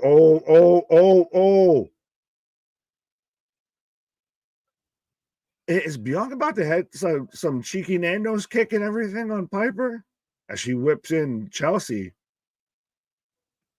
Oh, wow. She's taking Piper from the breast rope, most dangerous rope, into the KOD. She's about to hit the KOD on to Chelsea with Piper. Damn. Oh, that's got to end it. That's got to end it. 1, 2, 3. Thanks for coming, but hell of a match. And I really especially like that for Piper, because she showed up and showed out and showed she's on par out there with, respectfully, with Bianca Belair, former women's champion, everything. And I know people are going to say it's all on how they book it and everything, but still, at the end of the day, when you see athlete out there with athlete and can hold their own and don't miss a beat, don't miss a step and everything, and show that they're on that same caliber at that same level, hell of a showing. Great match. She's strong as hell. Yeah. That's the thing, is now most of the top women in wrestling are just fucking powerhouses. Bianca Belair, Rhea, Jordan Grace, all that. Masha. 2-0, 2-0. Bianca's overpushed. Oh, no, sir. As I'm getting another Raw going to Netflix ad. Oh, no, this is we're setting up for a backstage segment with. Oh, so we're going to have a backstage segment with KO. Anyone just with looking at this and the way they kind of have it set up, and this is going to be dating myself a little bit. Anyone got that vibe of like when Kane and JR had that backstage segment after he came unmasked and everything, and he ended up lighting JR on fire? It kind of looks like that same kind of setup. Like, it feels like that same kind of vibe. Like, I feel like some shit's going to go sideways with this and everything. 3 weeks ago. Right, and Kevin Owens. Right. But 3 weeks ago, Nick. Yes. And I think something in your background might need to move sideways. Oh, little tilt. Right. But yeah, we're getting the greatest step back since Kobe with Shinsuke with the mist and everything. Yeah, we're getting a whole rundown of Shinsuke. This is great. And again, though, Shinsuke's last real feud was with Karrion Kross. Kross was involved in getting in Xavier Woods' ear. He got in Drew McIntyre's ear. He's gotten in Shinsuke's ear a little bit. He's the fucking, drop of poison in the well, it feels a little bit with 100%. WWE now. Mm-hmm. No, I mean, again, it's been good. And I like how they built it up. I like how they got there quickly. And they made his return matter. Yeah, for everybody that's out there of, too fast. Like, no, if you did it again, you'd be on the other side of saying they fucked them up again. They wasted it, all that. Yeah, you can't win. And I think he did great. We picked him to win. Again, I like this. I like the new vibe. I like the new attitude. I think you can feed them baby faces. I think it works. And that keeps that division competitive. And I think you get a little more money, a little more mileage out of LA Knight chasing. Absolutely. And especially you can develop that division, and there's nothing saying that LA Knight doesn't, move on up towards the main card or anything like that. But we're getting the U.S. champ Shinsuke Nakamura up next, but I will be right back, sir. There you go, Nick, taking a pause for the cause. We are rolling through. I want to take a moment to remind everyone we are back tomorrow night. We will be here for NXT Deadline. It's going to be a fun one. 2 Iron Survivor challenges, plus titles are on the line. It's going to be a fun one. Be there for that. The Saturday nights are always crazy. And I did want to let everyone know, Sunday, 3 p.m., very special day here at the channel. On Sunday, we will be premiering our exclusive interview with Vinny Pacifico. If you don't know who that is, go check him out. He's an outstanding man, an outstanding wrestler. A lot of nice check marks on his resume. Great interview, great conversation. So that is Sunday at 3 p.m. Make sure you tune in. Go check Vinny out on all his socials and give him some love. But a great guy, and I'm looking forward to everyone else seeing our sit down and talking a little wrestling. So that, again, will be on Sunday. We're back Monday for Raw, and then all the way through next week, all the way up until we hit Saturday, and we got Saturday night main event. It's going to be a fun one, folks. So make sure you tune in for that as well. It doesn't stop here at the channel. And as soon as I find my button, there we go, I'll bring myself back. But we're looking forward to it. Again, we got more content coming your way. Go check down below. Be a friend, tell a friend. And we are currently on commercial break. I will also say we will be here for Rampage, our SmackDown post-show / kind of watching Rampage. So be here for that. Definitely a pit stop for Nick. But how are we feeling about SmackDown tonight? Piper and Bianca, absolutely great match. Crowd was on their feet. They were getting a standing O. They were getting a lot of love. I thought that match between Bianca and Piper absolutely cooked here tonight. I will regain my title. The prediction title will be on the line. The heels always win. Not true. Happy Corbin to burn ass, the bum ass Corbin. Yeah. Still one of my favorite things is Pat McAfee doing the choir. KJ back from pit stop. Pit stop.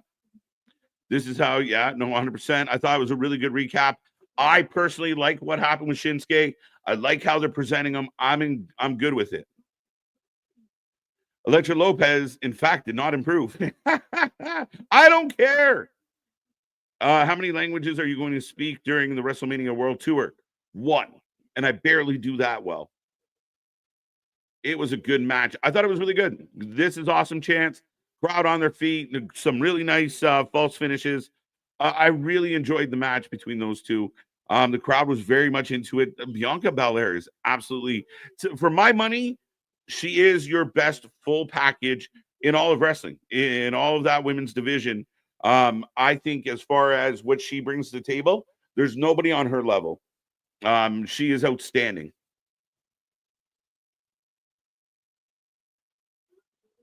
Canadian is not KJ is not one of those French speaking Canadians. No, unfortunately not. Is the belt on the line tomorrow? Yes, it is. Only 5 matches, so we might have to throw some bonus stuff in there. But yes, the title will be on the line tomorrow. So be here. You get to be the prediction champion. Shout out to Emo SC, who's our current prediction champion. Damn good SmackDown so far. I agree with you, Motley. I like this one. Good energy. I really like Cody and Chad. It was a surprising segment. Thought it was good. Thought it was solid. Again, a really good match. A little bit of intrigue with DIY, MCMG. Somebody took out the Profits. We assume it's DIY who's now getting the title match. Lots going on here on the show. Going really fast. Coming up to the top of the hour. I'm in, man. I really think this is good. What is this?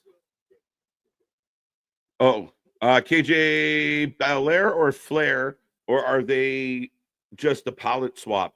Interesting way to put it, JV, but neck and neck. And I think the advantage goes to, like, for the longest time, I'd say Flair. But I think the advantage goes to Bianca right now because Bianca, I think, is in her prime. I think Charlotte's close, not quite at that prime anymore, closer to the exit than the entrance. So a slight edge to Bianca. Athletically, Flair is right there with her. And don't get me wrong, you still have a lot of really talented women, but I just mean that overall athleticism, it's rare. And I would give a strength edge to Bianca as well. Charlotte's not that strong as far as, doing what we just saw Bianca do. As we are getting a recap of the women's War Games right now, we got Jesse Ventura on Saturday night's main event. Hulk Hogan and Jimmy Hart. Will Hulk Hogan and Jimmy Hart be there? That's funny. Let's go. No, I mean, I'm surprised that they're even going anywhere near Hogan. I grew up in St. Paul, Minnesota. And I got to see some wrestling. Henning, Gagne, Crusher, some amazing names. Minnesota known for its wrestling for a long time. A great heritage there, Frank. And again, some of the best have come out of that area. Bianca's in the back. Can't wait to see Moose on Wrestling Revolver tomorrow as well. Yes, Wrestling Revolver season finale. We will be keeping an eye on that as well. Belair and Naomi. What's up, Vance? How you doing? How you doing? Who watching Iowa State? Because Triple H is going to be your host. Yeah, is that what he just announced? Nick talking to Dom.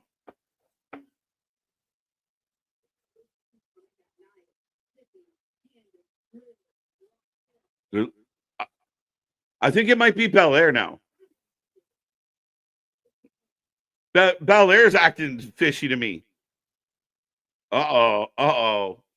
It might be both of them. They might pull a New Day on us. I don't want Hogan anywhere near wrestling. It's time to move on. I 100% agree with you, John. 100%. I'd be surprised. That's why, but here comes Shinsuke. Tonight is the continuing of the Continental Classic matches on Rampage. I'll be honest, there's some really actually intriguing matches on Rampage tonight because of that. Now, if you want me to take the Continental Classic serious, it shouldn't be on Rampage. Ricochet, Commander, Rampage, I believe tonight is one of them. To me, when you're out there bragging about how you made things happen and you're going to revolutionize the business and da-da-da, being on Rampage with Commander is not great. This is unbelievable. Shinsuke's vibe is unbelievable right now. Dirty Dom.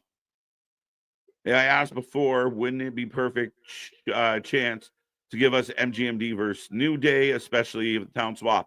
It's, 100% possible.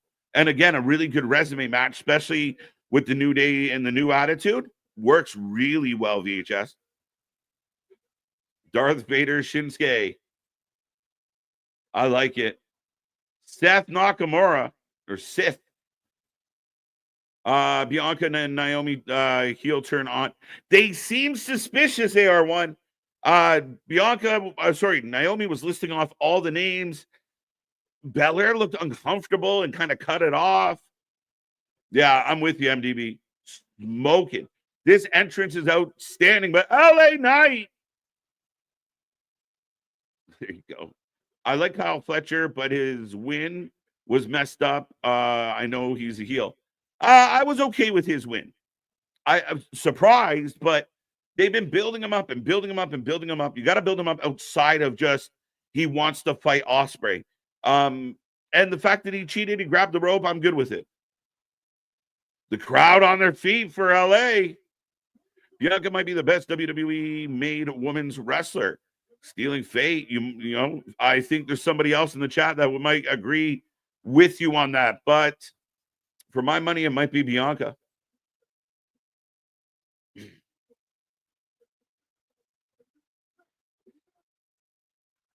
See, LA Knight coming out pissed off, folks.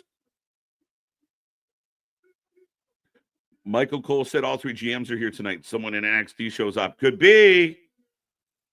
It'd be very interesting. And I mean, again, not only that, though, what other transfers? If you guys are just tuning in, we're in a transfer window.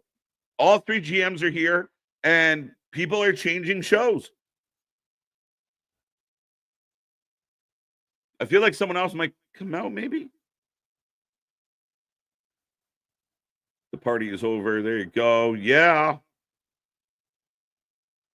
Los Angeles night. Dawn, how you doing? Checking in late. Said it from the beginning. I think Bianca is the one who attacked Jade. I was with you. The boys kind of had me convinced. Naomi, now I think it's both. I was with you, though, Dawn. I really was. Al Snow, been telling people for years Nakamura is the most gifted pro wrestler. He's outstanding. And again, I know some of his booking got lost in the shuffle for a while. I like what Triple H is doing. And remember, Shinsuke was a great NXT champion. There's no reason he can't wear gold in WWE. Now we see him with the U.S. title. He's great. Now we do got someone else coming out. El Idolo. Even his, like, the visuals tonight are badass. I know some of them are the same as always, but I like them. Vendetta in action tonight. Yeah, Vendetta. Speaking of vendettas. Yeah, I got a Vendetta and I'm somebody else coming out, I guess. I don't know. Segue points. Do I get segue points? You're finally coming out. Yay. Yes, I'm coming out as a Tiffany Stratton fan. Yes. Oh, wait a minute. Andrade. Hey, wait a minute. Hey, Jacob going after the U.S. title? They're just beating everybody up.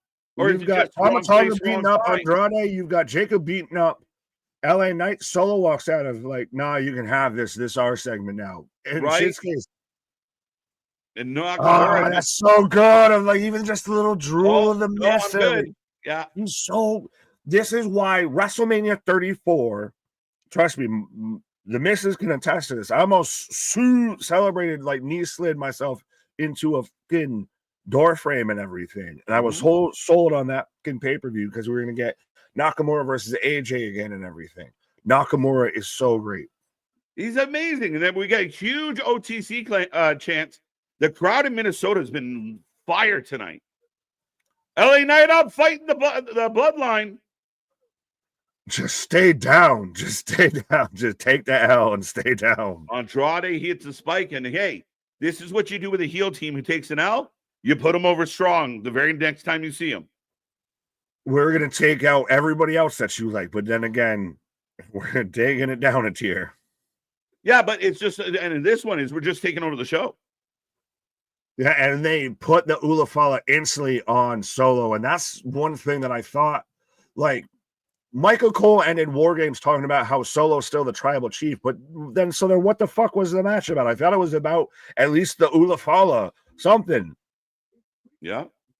They can still be the offshoots. They can still be the Bloods and the OGs, the Crips, all of that, whatever. But still. Oh, you think we're weak? I dare you to step up. Really? How many super kicks did you take and spears and everything? Yeah. How'd Saturday work out for you, this is perfect for the heel squad, man. You think we're weak? You think we lost? You think we're not what we say we are? Step up. I dare somebody to come say it to our face. You get them over strong right away. I like this a lot. Oh, 100%. It's still great. I still got a pot shot, but yeah, it was still great. And this is instantly Solo Suge Knight is back in full effect. Yeah. The match was never said to be for the winner that gets the chili pepper necklace. No, and then Michael Cole even sold us on the idea like this isn't done. Solo still has the Ulafala. Therefore, this rivalry is not over. Roman won a battle. Solo even points out, I've still got this. First off, skilled necklace and the click you claim. Right. I think Nakamura will be accompanied by a new wrestler. It'd be interesting if you could, give him like Penta. Spooky Sith meets Spooky Sith. Yeah. Penta versus Nakamura sounds good too, though. Oh, they all sound good. Acknowledge me and just drop some like Jacob, the fucking crazy eyes. I love you, Solo. Jacob Fatu looks like the guy that, is asking for a cigarette outside of the gas station. And even if you don't smoke, you're going to go in and buy a pack of cigarettes just so he doesn't mug you on the way out. Yeah. But he's that one friend you have that you're glad you're their friend. I'm glad he likes me. I'm glad he likes me. That's it. Like, I give him a chocolate bar every day. Like, all right. We got Ciampa and Gargano backstage. Yeah. We're getting the shot we should have had months ago. Yeah. Dom was on Raw, on SmackDown in the background earlier tonight talking to Nick. I thought they meant Dom was talking to you, and I was like, that's cool. Yeah. How you doing, Dom? We'll get him on and everything next. But yeah, I didn't know that it was all three. Like, again, we've been all caught off guard by this whole transfer portal, situation that's gotten brought up. I thought this was going to main event. So then what do you I answered this and thought it was going to be this match when you were on your pause. What do you think is going to be the main event? I mean, maybe it's now got to be Cody Gable. Yeah, I think it might be Cody Chad. Yeah, and then KO comes out. Yeah, that makes it. You got a world champ in the main event. I thought, just because it's a squash match a bit, that it wouldn't be here. Like you would have traded those places, because I think you could get a title change in this match. I think you could. I don't know if I want to predict it, but I think you could. Could you hear the IWC now? I don't care. I don't care, but execute order DIY. We're gonna go all Sith and everything. Execute order 66. 100%. Let them fucking throw up their fucking arms and throw a fit and everything. And then we can sit there and say, well, wait, weren't you the guys that were saying DIY deserve more and deserve better and everything? And this is what you wanted? Well, now you're gonna get it. Now you're gonna get heel DIY versus babyface Motor City. 100%. I mean, it works. It works. And Misfit, if you're referring to me, I said Penta, not Kenta.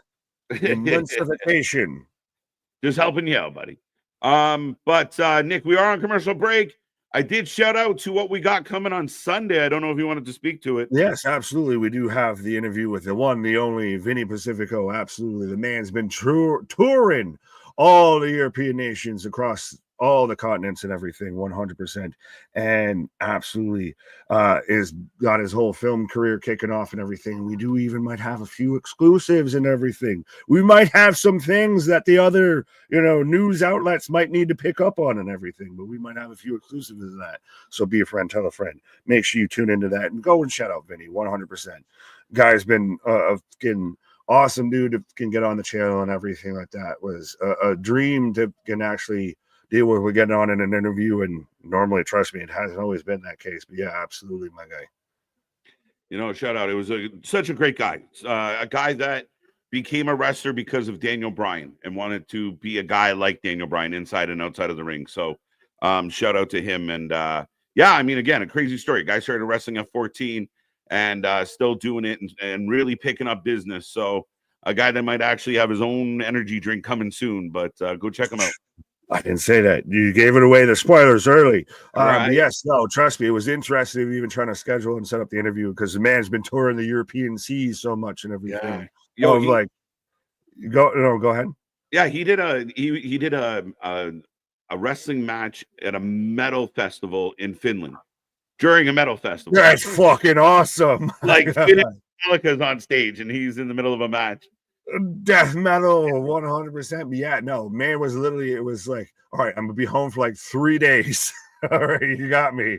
So yeah, 100%. Shout out him, shout out anybody we've had on the channel and everything. Yeah, again, still see big things popping, little things stopping, up to something season never sleeps.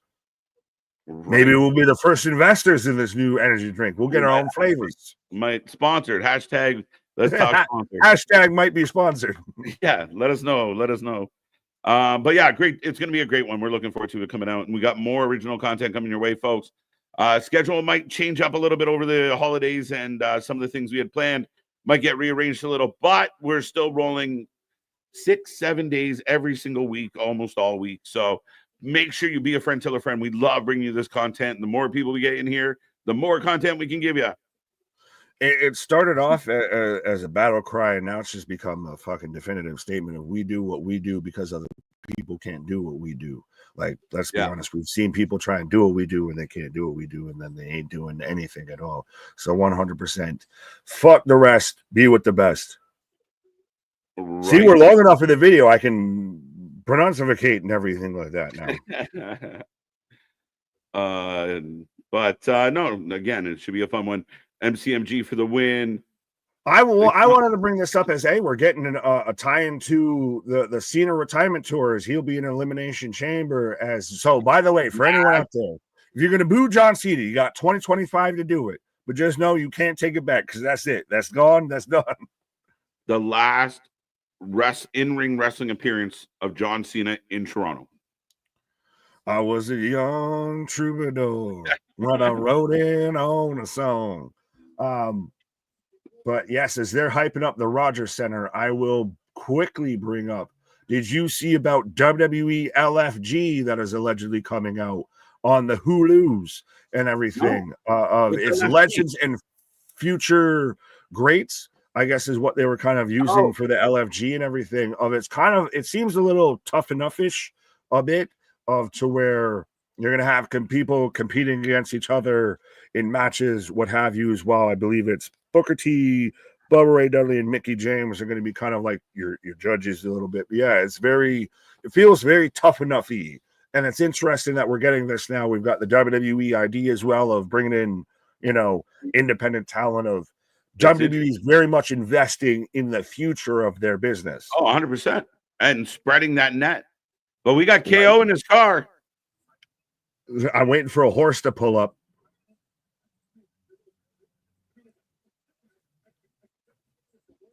Did you see, though, too, that they're setting up, I guess, like the backstage exclusive interview between Kevin Owens and I don't know who's doing the interview, but it seems very much like it's set up of some shit's going to go sideways.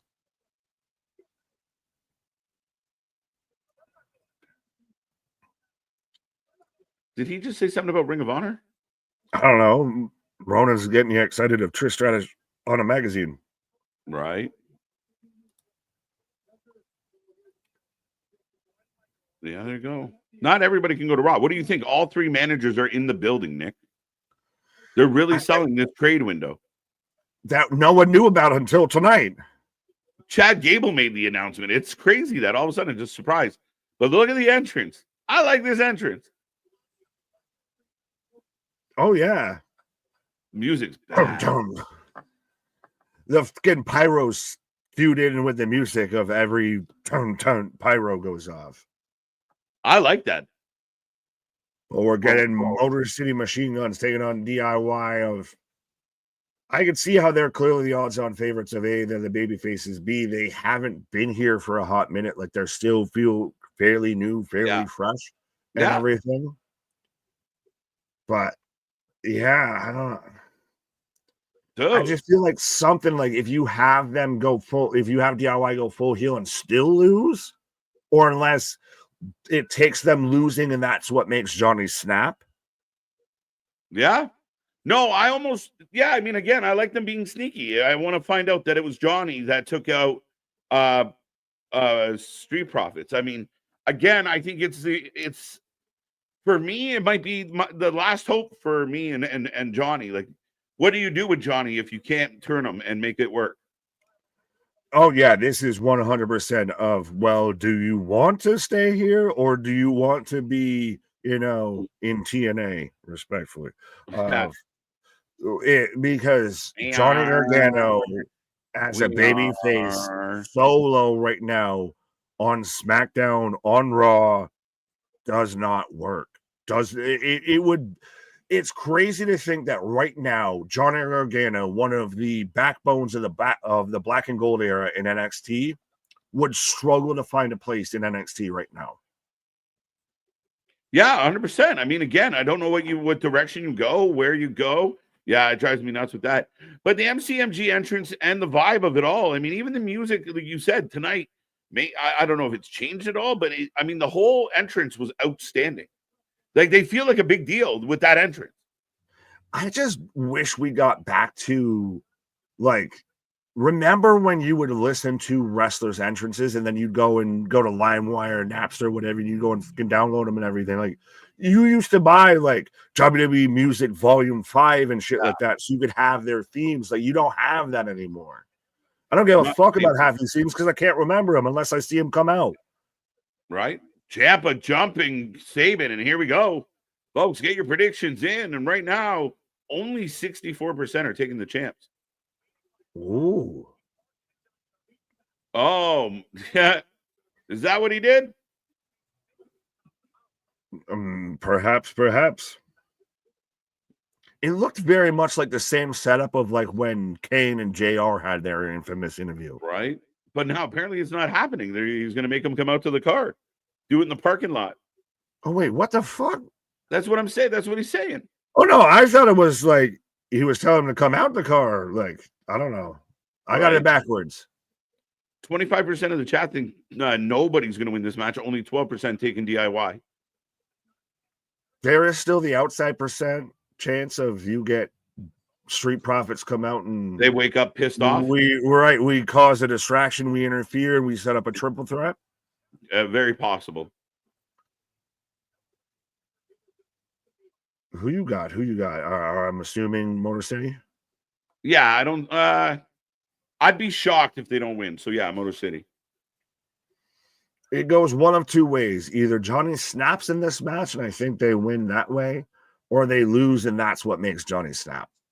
Because we have to have the reveal. I think of Johnny being a heel because he can't stay Johnny same face, Johnny bland face anymore. Like it's not even working. Like his wife turned heel and it's still not working. Right. So like you've got to save yourself. Hold on, Jack. Giving Johnny a hard time. You're kicking him out. I'll do it myself. I'm almost halfway of like, well, maybe we just fuck off Johnny and Ciampa goes solo and we throw him into the U.S. title division. I'm okay with that. I'm afraid if that happens, Johnny is dead as we know. Oh, yeah. This is your life, Raph. And if you turn it away, you're dead in the water. Yeah, double kick by MCMG. Ciampa down on the outside, Johnny coming around to see him. It still doesn't feel like, I don't want to say it doesn't feel right, but it doesn't feel normal for me. It was seeing Motor City on WWE. And I still feel like, what is this TNA invasion happening? It is a bit of a surreal, a little bit of a mind trip of like, wait a minute. And again, they come out to that big entrance. They almost got the Cody pyro going on. Like the way they pop it off on the beat and then, they shoot the guns. I think it's great, man. They've come in and felt like a big deal. They got to do the moment to where they're both doing like the finger bang you. And then the pyro goes off. Everything. Yes. Shout out South Park. But yes. Right. But ladies and gentlemen, we are on commercial break. We're rolling through. We got more to come. I know the graphic has Street Profits. They are supposed to be in this match, but DIY has stepped in, and we are in the break of that match right now. Instead of transfer portals, they got ass whoop portaled out of this match. Right. Heather, what up? Well, so who, in your mind's eye, would be a candidate that's going through the transfer portal here? Who walks through the proverbial portal and goes, say, from Monday Night Raw to Friday Night SmackDown or vice versa? I could see LA Knight going to Raw. Fair. Right? But we did see him, he still kind of has an issue with Shinsuke, but I mean, I think he's a good fit on Raw. Like, even if he went after like LA Gunther, even if LA doesn't win, would be a nice chase. I think there's options there. It'd be interesting with the women's division if anybody flips. Could you see anyone out of the women's division? Like, I'm trying to remember who's on what show and everything. Yeah, I'm like Alba Fire, Isla Dawn, all that. But no. Go ahead. Did you see the thing? It was like Becky Lynch with, was it Piper, Alba, and Isla, as like the European Union, the British are coming. The Ginger Society, no Soul Society. Yeah, it was funny. Like Becky leading her own faction. David Becker out there, right? Doing well. Oh Christ, what was I going to say? Now, are you surprised there was not a little more talk about this whole situation? Oh yeah, 100% of that. It literally threw us off, or we hadn't heard about it. We try and stay on top of everything, and if not, trust me, y'all fact checkers, let us know. Even if we don't ask, and I appreciate it, but y'all let us know of anything that might be going on. So the fact that I had heard no discussion about any of this, to me, was surprising as hell. Yeah, all of a sudden Chad walks out and he's like, I bet you're wondering why I'm here. It's that transfer window. Like, we were all like, oh, the transfer window. Yeah, you know what I'm talking about, right? No one knows what the fuck you're saying. That's crazy. As we're back in action with Ciampa with a headlock on Shelley. Not Stan Marsh's sister, but Alex Shelley. Right. Oh, there you go. Too funny. Theater of the absurd. NXT women. Now, this is another aspect of this. This is a chance to bring up some names and move some names around. Doesn't Oba Femi show up on the main roster now? We're in the transfer window. Please. Oh, Oba would be my big shout. Oh, wait a minute. Bye-bye. Oh, my God. What? Did he just kick his partner in the face? I don't know. I might have missed it. I got right now Ciampa Oh, fairytale ending / vertebraker onto Shelley countered. So Right. did he boot Gargano in the face? Inadvertently. Allegedly. Sabin with the Allegedly. tag in. Shelley with a He nice said, I'll do it on my own. That's it. Roxanne Perez. Maybe. How long's this window? The day right up until the day before Netflix. Right. Well, okay. So, I was going to ask this as Sabin's kicking Johnny going up to the top here of, I can't remember who said it, but Yeah. has LA Knight's crossbody attention, pop, draw, vibe, what have you, diminished ever since Dwayne showed back up? I don't think so. Dwayne, I don't think there's a connection between Dwayne. Like, why would Dwayne have an impact on LA Knight's vibe? Because everybody was comparing LA Knight to Dwayne. Yeah. Well, it's just, it feels like, I don't know if it's because of that or something, but it feels like it coincides that like LA Knight's not always been the guy. No, I don't think he ever has. I mean, again, he's always kind of been where he's at, but yeah, I don't think Dwayne has anything to do with a uptick or downtick in any way, shape, or form for LA. There it is. Two out.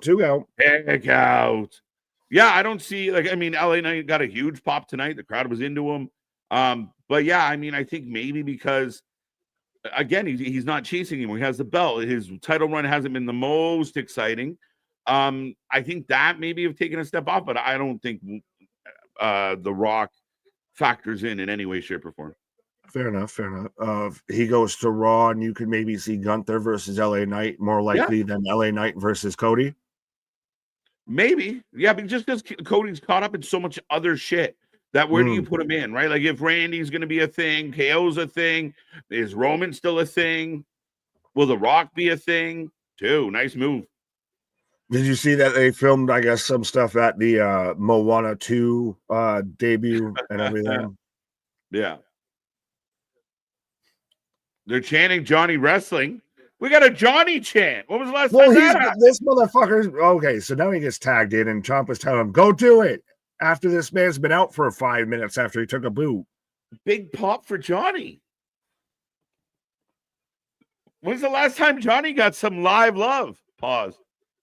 Well, because I think they've made him the focal of this match. Is he gonna turn or not? I don't know. They're not getting along at all. They're booing Ciampa. Johnny shoves him back. You can't watch. They win the title. Run this feud back again. No, but watch. They win the title by it's like it's been a ploy the whole time. I mean, I'll backslide into a victory. I'll take that. But yeah. Kelly with the roll up.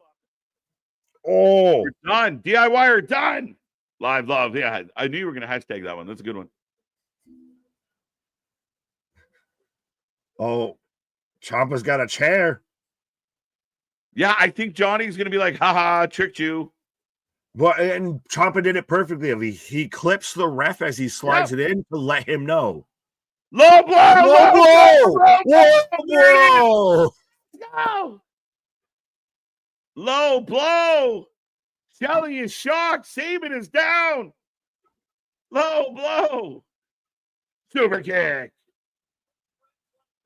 Let's go. Johnny Gargano and DIY are official like a referee whistle. Full-blown heels. Let's go. Let's go. Oh, we're about to win. Are they honestly going to hijack this? Let's go. Oh, I know my wrestling. You backslid like a mofo into that one. DIY are your shit. I'm Mystic Mac. I predict this shit. DIY are your new WWE Tag Team Champions. Again, a shocking move. We kind of were thinking. You kind of called it. It was Johnny very much of it's a ploy of he sowed the seeds of dissension around, and then instantly is like, ha, gotcha. Tag after the low blow, and instantly, here we go. Nobody picked DIY. Yeah, come on, buddy. What did the chat say earlier? I want to see what even if how many votes DIY got at all. Like 20 something, I want to say. Yeah, maybe not many, but that's crazy, man. Listen, we talked about DIY being a little quiet, but this is good, man. Well played. Well, everybody wanted this feud. This is how you get this feud. You can't have them keep taking L's. You got to trade. Oh, Cole. Yeah, I know. I got to go talk to Kevin Owens in a car in the parking lot. I thought Cole was so disgusted by Johnny Gargano. He's like, I can't take this shit. No, that's how you get 11%.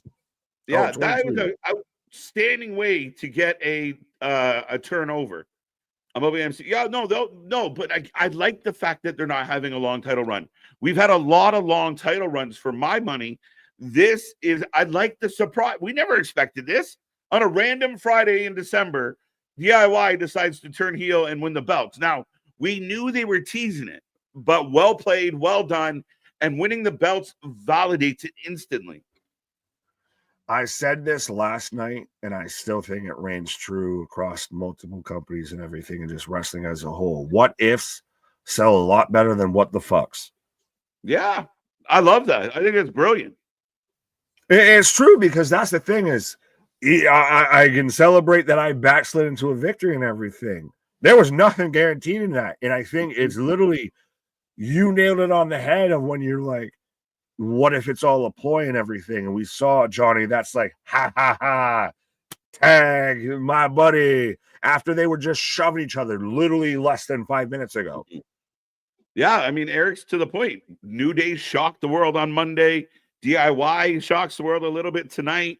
And you know what? The people out there are going to be like, oh, we knew it was coming. Not many were predicting that they were going to turn and win. Nobody said, like there's going to be people that hit the internet of, I can't believe they lost. But now it's exciting. MCMG didn't die. MCMG didn't die. They didn't retire. They're going to chase. The money's in the chase. Good job. Great job. No one cared about DIY anymore until they started to turn heel. And if you try and convince the world that you did, you're a fucking liar. Because their music was trash, their entrance was trash, their gimmick was trash, and they were fucking losers. They won. I think whoever said it was like them, like New Day. It was perfect because now they went from being irrelevant to relevant in a night. In a hiccup, like in a move. In 3 seconds. Right? It was so well played. I mean, again, I like it. I think there's a lot of opportunity here now. Plus, keep in mind, they took out the Street Profits. Street Profits are going to want to get a comeback. And if Johnny has the attitude he showed there, right there with that arrogant,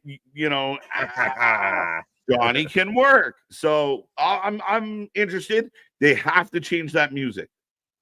Yes, and the attire. I hate the attire. It's too bright-colored superhero and shit and everything. But also, though, I worry with Johnny because when you get Johnny as a heel, he goes like the way, and that pushes me away because the way Johnny Gargano was like too campy, like just heel versus Ciampa was like, I'll slit your throat heel.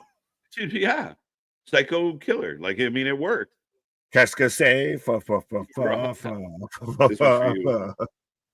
I always cared about DIY. So what now, Nick? I'm going to call you a fucking liar, and you can cry on Anthony's shoulder about it. Possum. Long-term booking. Thank you, Triple H, for turning heel DIY. I liked it. I liked how they did it. And again, we've watched things like the Devil storyline, Adam Cole, MJF be fumbled, where you're just trying to get somebody to, if you're going to have a heel turn, like it fits, makes sense, you care. And look how simple it is when you just do it right. Well, and I don't even know if it's exactly do it simple. I think it's more of to trust what you're going with versus the crowd's reaction. Like if the crowd doesn't fully go with it on the first get, and then they'll pivot and go back the other way and everything. I think the Devil storylines flip-flop so much back and forth. No one was really into the DIY shit, and it took us still a bit of a minute and everything with his heel turn. And now that we finally fucking sunk the hook in, we're here versus the Devil storyline. They don't let it go enough that they keep fucking pulling their empty fishing hook out of the water. 100%. I like this from Kevin, and actually, it's kind of a good point. I said the music's got to go, but because it sucks so bad, maybe you do keep it and you rub it in people's fuck face. off! I don't want to hear that. I don't want to hear Think about that. it, exactly. Personally, I don't care. If they're heels, I don't care if like, you're a hero, baby face, if you're saving grace. Get the fuck out of there. DIY are 2-time tag team champs this year. Shout out. Hey, I do like that they're doing the sign of the night and everything. Hashtag especially if you can get a sign of the night with Wrestling for Life on there, 100% will send you autograph merch. Right, there you go. Bro. It's all a ruse. Your new tag champs. We didn't even have Gargano throwing up the 2. Yeah, 2-time champs, and now they're in the back. He looks. I honestly swear to God thought they were in an elevator. Right, Candace is here, all happy for her mans. I meant that singular, not both of them. You never know. You never know. Works. You know what? And again, if you kind of with the new attitude of Candace, if you kind of use that, it only makes them more annoying. She could be like the Alicia Edwards of fucking WWE. Oh, why you do that? Why you do that? Right? As Michael Cole, this is hilarious. Get kidnapped by, like Marvez. This is about to be Will Ospreay in that hotel parking lot, just running off with him. It feels like an episode of Criminal Minds. You got the stuff? Yeah, I got the stuff. Many times, yeah, we've been there. Exactly.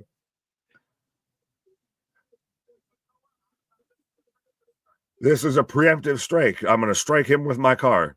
That's a preemptive strike. Right? Yeah, I think you need to hiccup. Okay.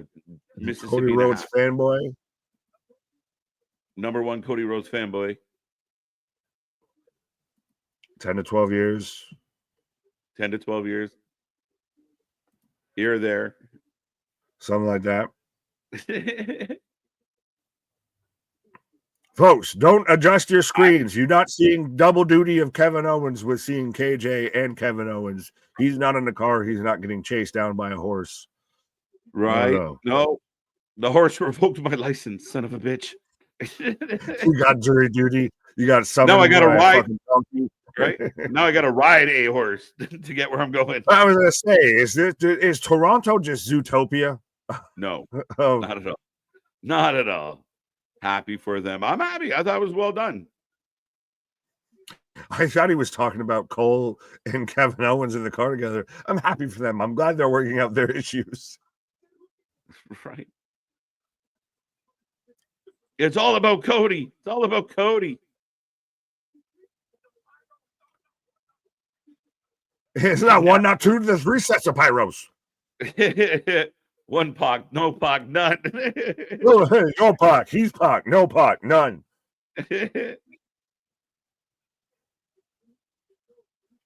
But this is so good. Like, Kevin is so great. Like, it's a masterclass of, again, feeling, we even say it with our shit, of raw and authentic.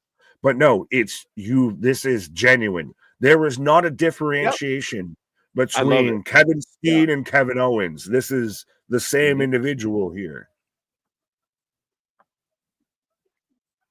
I like it. And the idea, like, I know, like, I can hear like a guy like Jim being like, this is stupid, KO in it, in his car. But it gives that, like, I'm not even coming in that building. If you want to talk to me, you come out to me, because I don't want to be in there. I don't like that place right now. Well, 100%. And again, it's like what we even talked about with certain criteria and certain conversations with other things, of they'd rather more pay attention to the peripherals than the actual discussion going on. Like, they'd rather focus on the messenger rather than the message. Is he gonna fuck Michael up? Oh no, he just rolled this window. He just rolls the window up on him. And he gets applauded for it, though. KO out. By the way, not driving his Lambo. Driving a GMC suburban soccer mom. Dude, I love what they're doing with Saturday Night Main Event. It feels with that Saturday Night Main Event, it has that nostalgia-ish a bit feel sure. and everything of you have KO that feels like that justified, vindicated heel of he was my friend, he was my brother. So next Friday, Bailey Chelsea. So we get the finals at Saturday night. Yeah, well, no, Yeah, I thought we were getting the semis at the finals at one. Right. Yeah. But yeah, Mia Yim and Tiffany. Let this be. I kind of want Mia to take it out of the group that's left. Chelsea. Oh, Gunther is shaking hands with August. Hey! Gunther versus Carmelo? What? Well, it's going to be interesting to see where things shake up. Could it be Gunther goes to SmackDown and a Cody Rhodes goes to Monday Night Raw? Maybe, because again, I just feel like Netflix is going to want to get their hands on Cody, Roman, like they want, Cena. Like if we're going to keep with the brand, I could see Gunther going over to SmackDown. I could see that kind of vibe happening. But when you get to guys like Cena and everything, Gunther works better because it's the babyface going at the heel versus babyface. Right. Well, that depends on what happens on Saturday Night Main Event.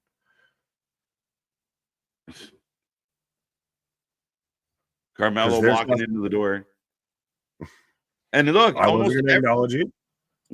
3 or 4 times tonight, we get the little Netflix teaser. Yeah, get your subscriptions up 100%. Become a member to us. We got you covered, and it's cheaper than Netflix. But Cody Rhodes coming out, Nick. It's 20 minutes to the hour. So main event time. Yeah, Cody it has to be. But no, I was just going to say Kevin Owens could walk out of Saturday Night Main Event as world champion, and that could be, maybe Kevin Owens ends up on Monday Night Raw. Could be. I mean, again, there's a lot of possibilities. But we're going to see KO some point tonight, I believe, before we go home. Again. Just in the parking lot after, just runs him down again because the man peeled out of here. The man took off. Is he going to get burgers? Is he going to get a takeout? Just sitting in the parking lot listening to Kingdom on repeat. Just getting more and more pissed off. Right? Something, Cody Rhodes. I don't even know what to make or what to think now. With everything. Cool. Like now my head's just a swirling of the transfer portal. I had no idea about. Go ahead. Sorry, do you see this graphic? That gold graphic with all the belts he's won? 1 time undisputed, 1 time world champ, 1 time this champ, cool. 1 time that champ. Yeah. Yeah, Cody's winning for sure. Oh, yeah, for sure. But up next, we're getting Cody Rhodes versus Chad Gable. But yeah, my mind's still all twisted around and everything because the whole transfer thing was not talked about, was not thought about, wasn't considered until Chad Gable came out and just announced it to the world. Yeah.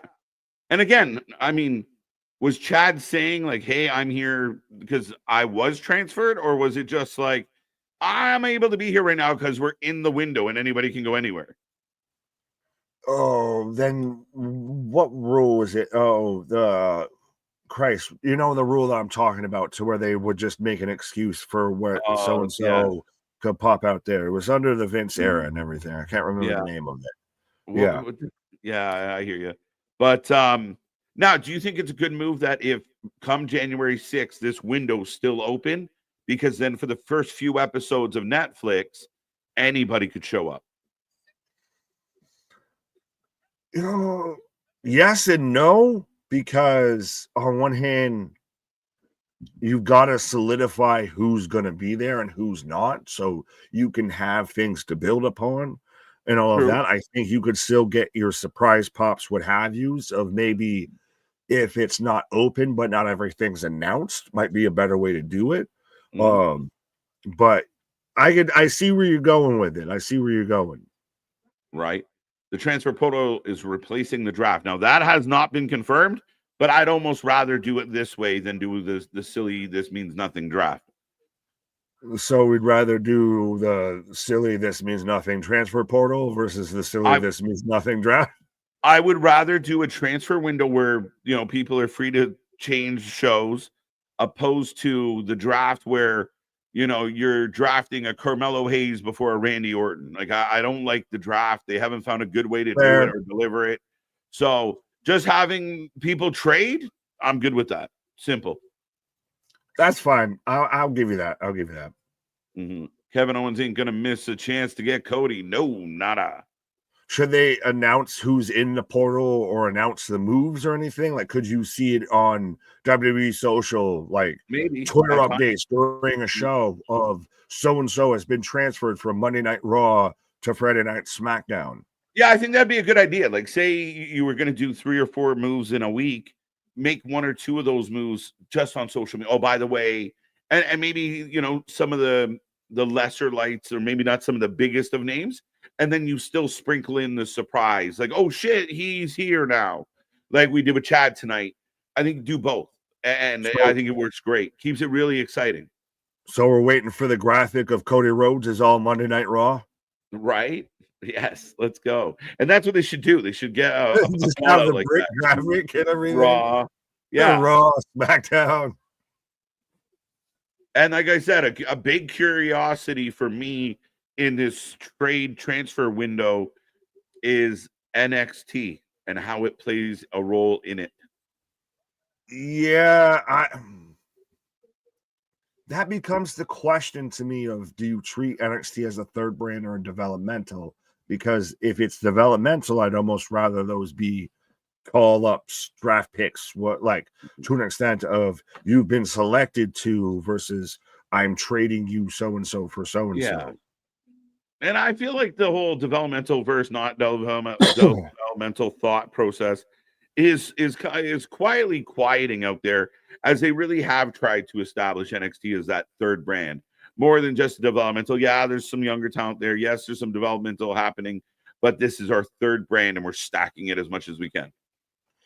But you can't deny it does walk that tightrope, because you still do still people that are growing and developing on that brand, while you still see people that's their home. 100%. I mean, you got a point for sure.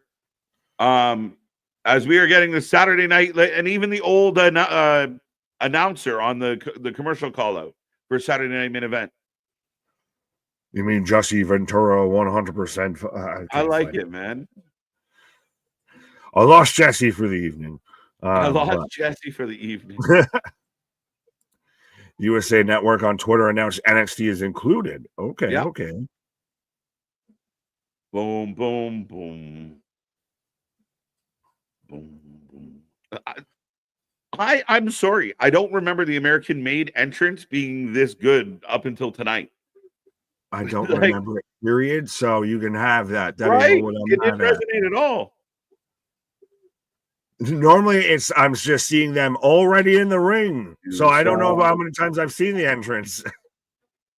You suck. You suck. I've seen this a couple times, Christian, and you're 100% right. Using Obsession has been outstanding. I don't know if you've seen the Saturday Night Main Event call-outs going on in social using the throwback Obsession. It's unbelievable for me. I think the little video package is real good.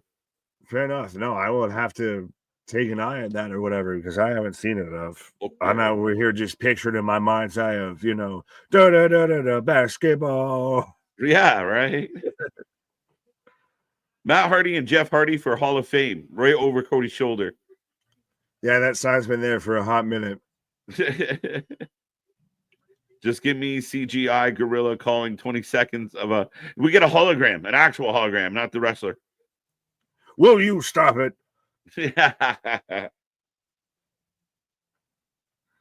No, give me Heenan. Yeah, so if you lose due to shenanigans, you're buried.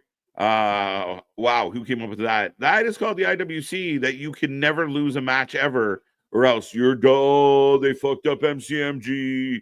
It's stupid shit. No, it's a bunch of uneducated people that are trying really hard to sound educated on the internet and can't fucking figure it out still. Honestly, that they take a lot of buzzwords that people feed them because that's all they see on social media. They don't know what these words actually mean. It's like the Princess Bride. You keep using that word. I'm not sure you know exactly what it means and everything. That's what it is. It's a bunch of dumb fucks trying to sound intelligent and can't figure it out. Just terrible how they buried him. Terrible. So fucking Charles Barkley sounds better saying buried and fucking terrible than these dumbasses. Sorry. Again, people forget what they're watching, right? It's like, it's like anything else. Like there has to be, the heroes have to have some level of adversity to make them interesting. People want to see MCMG get revenge now. And you're building a brand new tag team to your business. It works. And again, they'll be fine. This is great. It boils down to, and we've even said this, like we've still get offered our opinions on stuff and everything out of how they say they could do things better, what have yous and everything. Just because they didn't do your story doesn't mean it's bad. Mm-hmm. Just because they didn't do the fan fiction you wrote doesn't mean it's bad. Yeah. Rate it on what it is, not what you thought it should be. Yeah. No, if DIY came out and beat them clean in 3 minutes, that's a fucking bold strategy, Cotton. But if you throw a low blow because you threw a ruse on somebody that thought you were friendly, no, not the same. Even our whole reaction on that match and everything like that, you're right there. There's no way this could have happened. There's no way, And then, but what if, like what I said before, what if sells tickets? What the fuck's turn people off? Yeah, IWC on Twitter is so bad right now. Shit, stay off Twitter. And again, if you're repeating Liv Morgan's name as much as right, this man's just like Liv Morgan's the greatest champion of all time. I'm innocent. If the tweet don't fit, you must have quit. Right. Like holy shit. Guilty. X 100%. Judge's ruling. I be on again. Somebody asked about Dustin. If we could ever see Dustin Rhodes back in. I think Dustin's a Hall of Famer, Nick. So when you bring him back to put him in the Hall of Fame, you give him a little bit of a run and you have Cody retire him. That's what I want to see. I want to see brother on brother, one last ride, not a big build, a couple weeks into a match. Doesn't even have to be a pay-per-view match, but pay-per-view would be better if you could pull it off. Cody versus Dustin, and Cody's the guy that retires him. They hug it out, they cry, and he goes into the Hall of Fame the whole same weekend. So we can have every AW fan saying AW did it better.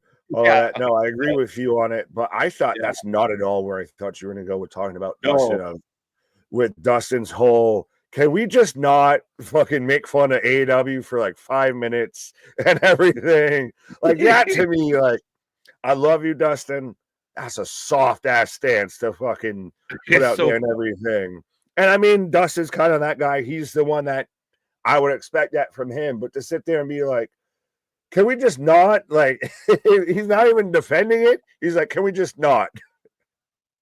Right? 100%. No, I mean, again, and he's very much taken like that. Like, I'm Switzerland on this whole thing, but please be nice. And you're like, okay. Yeah, he's just want everyone to be nice, but it's like, you work there and you can't give me a reason outside of they try really hard to not critique them. Like, and again, it's not the whole thing constantly to me. It's how you can take criticism. And I get there's fucking, again, the IWC that doesn't know limits or anything. It doesn't know how to not say things stupidly, but yeah. All right. I like this from Willie. American Wrestling Association, AWA, was based in Minnesota, yes. And SmackDown is in Minnesota, yes. Event is a leader. The main event is Leader of American Made against American Nightmare. Dun, dun, dun. So, America, I guess, the heartbeat of Minnesota, the heartbeat of America that I never knew of. Well, if they really wanted to suppress me, they would have went to the mall. But at the then end, Lex Luger could have showed up. right? Ricky Starks comes down on the elevator. Could you imagine? They do Mall of America. Ricky Starks, what's he doing here? He's not supposed to be here. Right. The last thing I'll say on the Dustin thing is the part of why I pushed for that scenario to play out a little bit, Nick, is that I feel like Vince never did it right, and we never got the match we deserved. AEW did do it better, but I think they deserved like that stage to do it. Like imagine 10,000 strong. WrestleMania. I mean, I'd be okay if it was a Mania match, WrestleMania 44 or whatever. I'm good. WrestleMania 43 in Atlanta. Maybe. As we are back to the action, folks. I don't even remember. 69% are taking Cody. Chad getting 6 and 26%. Oh, almost. Wow. 31% saying nobody. That was a quick. More people are picking nobody than Chad Gable. That's depressing. Right. Would you imagine they do Cody versus Dustin and they do it like Edge and Orton with the greatest match ever? Remember when they had the thing come down and it was Fingal's voice and you said you get Dustin of now fighting out of the red corner, my favorite son ever, Cody Rhodes. First Nitro, I was there. Christopher was in the building for the first Nitro. Got the reference. That's crazy, man. There you go. Two. Dos amigos, dos. Obviously, the clever Dirty Dom is tricking Nick into taking. Oh my god! Make it stop. 316. Do you have teeth with all this glazing? Because motherfucker, I know over the teeth, over the gums. Look out, Dom. Here it comes. Because motherfucker, Jesus, tap dancing. Christ, can you not? Sorry, not sorry. I'm not even saying sorry. It's not bad to be woke. I don't know where we're going with this. Woke is supposed to mean you're paying attention and somebody. Yeah, I mean, again, it takes. There's a lot of things out there, and we're not going to go far into this conversation. A lot of good concepts are ruined when there's no anybody can join, and there's just way too many people. It's not a good thing. It's math. Everybody's sheeping along. Anyway, back to the wrestling. Twitter is just literally it's the Princess Bride. And you keep using that word. I don't think you know what it means. That's what a lot of that shit is. A lot of dumb motherfuckers trying to sound smart. Oh, what's that fucking thing? The inverted in superplex? Inverted suplex, superplex. Yeah. Claymation sheet movie. That's what the Twitter's like. Is everyone runs this way, runs that way? Is it Wallace and Gromit? Maybe, I don't know. You watch your cheese. Hello, Gromit. Right? I love that shit. But that's all they are is sheep, and then you see it with like lemmings. They're lemmings that jump off the fucking cliff. Right, and everybody goes one way. Like, oh, 3 hour Raw sucks. Here's 2 hours. 2 hour Raw sucks. Like pick a side. You don't like what I think you like. Yeah. Oh. I just think there's no amusing you. There's just no right. I see you. There is no pleasing you. The road to hell is paved. 2 hour Raw and a pancake. Smackdown on the waffle. Cody Rhodes and a pancake and a grape. I see there is no master kick, right? Well played, sir. Wallace and Gromit scares me. What? And back to everyone wants to rule the world is the official theme song for the Chiefs versus Chargers on Sunday Night Football. There you go. I didn't know they had official. Fair enough. This is a very patriotic main event, by the way. Yeah, that's what I mean. Again, a couple people pointed out, like, are you taking stars or stripes? Which one you got? Right. Cody Cutter. Oh, as the Creed brothers pull him out. It's the way it should be, MDB. That's why we roll the way we roll.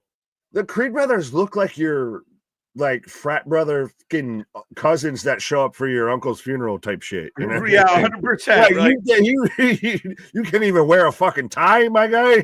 100% they do. Like just in the back of the church, just all fucking pink-eyed and everything. We went for a walk. I'm just so emotional. Yeah.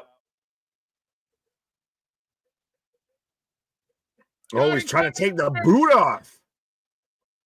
Oh, they're really fucking letting Gable go here. Still got 4 minutes on the clock. I'm waiting for him to just shave his head and just embrace being mini angle. It. Big angle lock without the boot. This is you can run from it, hide from it. Mini angle is inevitable. Creed brothers are frat brothers turned political bodyguards. No, yeah, they're the ones that show up. They're not so secret security. Yeah, no, you nailed it. They're the ones that show up at the funeral, with the top two buttons undone and half hung over. They're wearing sunglasses indoors because they're fucking 7 ways to Sunday. Yeah, you couldn't even dress up today. Grandma would have been upset. Super Cody Cutter. I just picture them like the other guys to where they're in the corner having the whisper fight and everything. Yeah, right. You couldn't fucking wear this. Dude, I'm gonna fucking kick your ass. You want to fucking go right now? He's got the angle again. And the crowd is into it. Cody wearing Nike Elite socks. Looks that way. Say that sock got a stank though. He's gonna catch up. What's a foot cold? What? Is that when your toes sneeze? Who the fuck said that? What the fuck? You're gonna catch a foot cold. Cody got some big ass socks. I think it's been dragged out of it. Oh, Gable lands and features. No, crossroads. Planted that motherfucker. 2, 3. That was interesting. Yeah, right. Who takes off a shoe? Honestly, no-sell the ankle. He did not no-sell the ankle. He's still crawling. He's still selling the ankle. Well, how hard do you need sold? Wins. How are you going to keep talking about soles and socks and shoes and boots and everything? What the fuck are we doing out here? We ain't got no shoe sponsor or nothing. No Dr. Scholl's. But no, I thought that was interesting. Wearing Dusty Rose wearing his sweet daddy on his shirt. I'm just stomping on the ankle. How's it feel? Oh, I'm so sorry. I guess that hurts. Perfect. Cody fighting back, but again, he's a wounded animal right now. I think the sock being halfway off his foot sells the ankle. Right? It looks like, hey, you think his foot's kind of dangly, but it's not.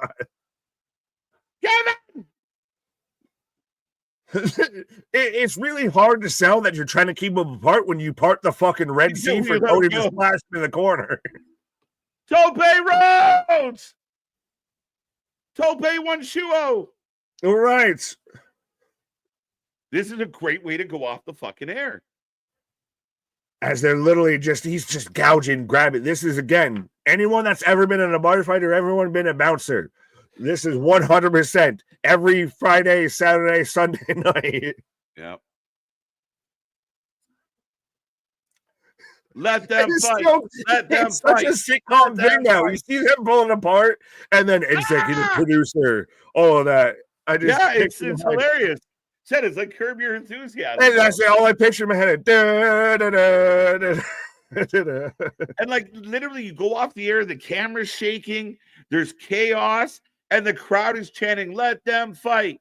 And that's how you end it. I was like, the credits are kind of funny. But what a great way to go off the air. You get off the show going fucking great shit. Let's do it again. What more? I wonder if they're still fighting.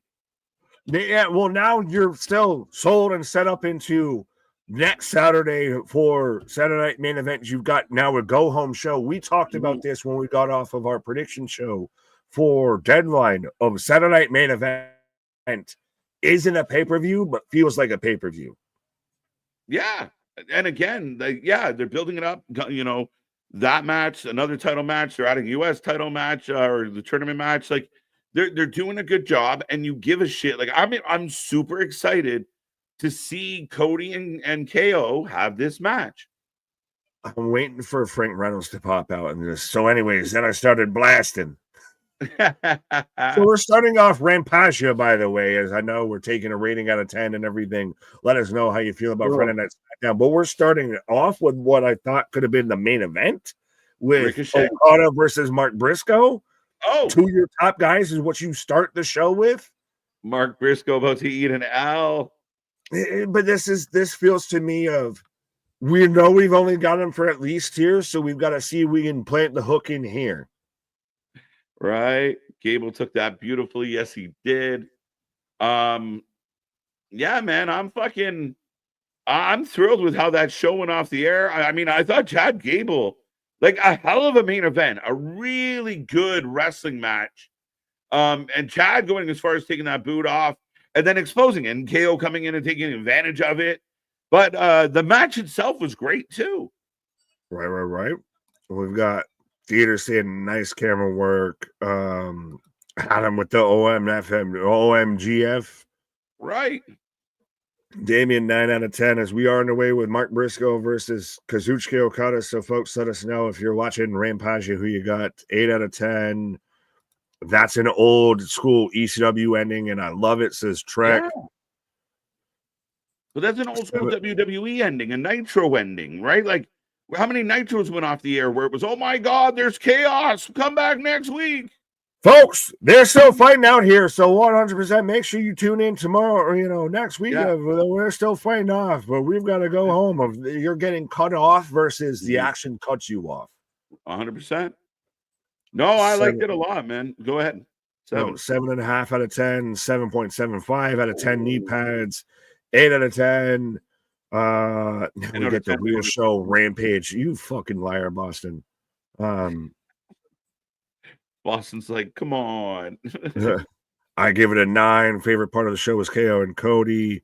10 out of 10. Trish ad. Now let's see if RAMPAGE can follow. Followed by 0 out of 10. Nolita.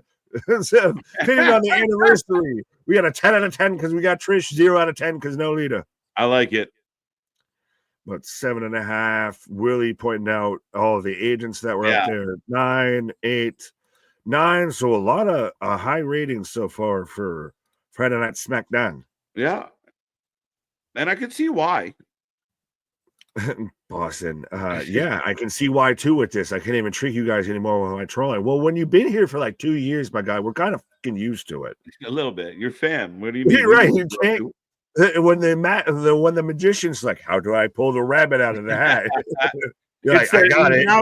He's now trying to be uncle pulling the fucking quarter. Right, a fucking quarter behind his ear. Did you have the uncle or the grandfather that taught you that if you sit there and you can make the wine glass sing and everything like that?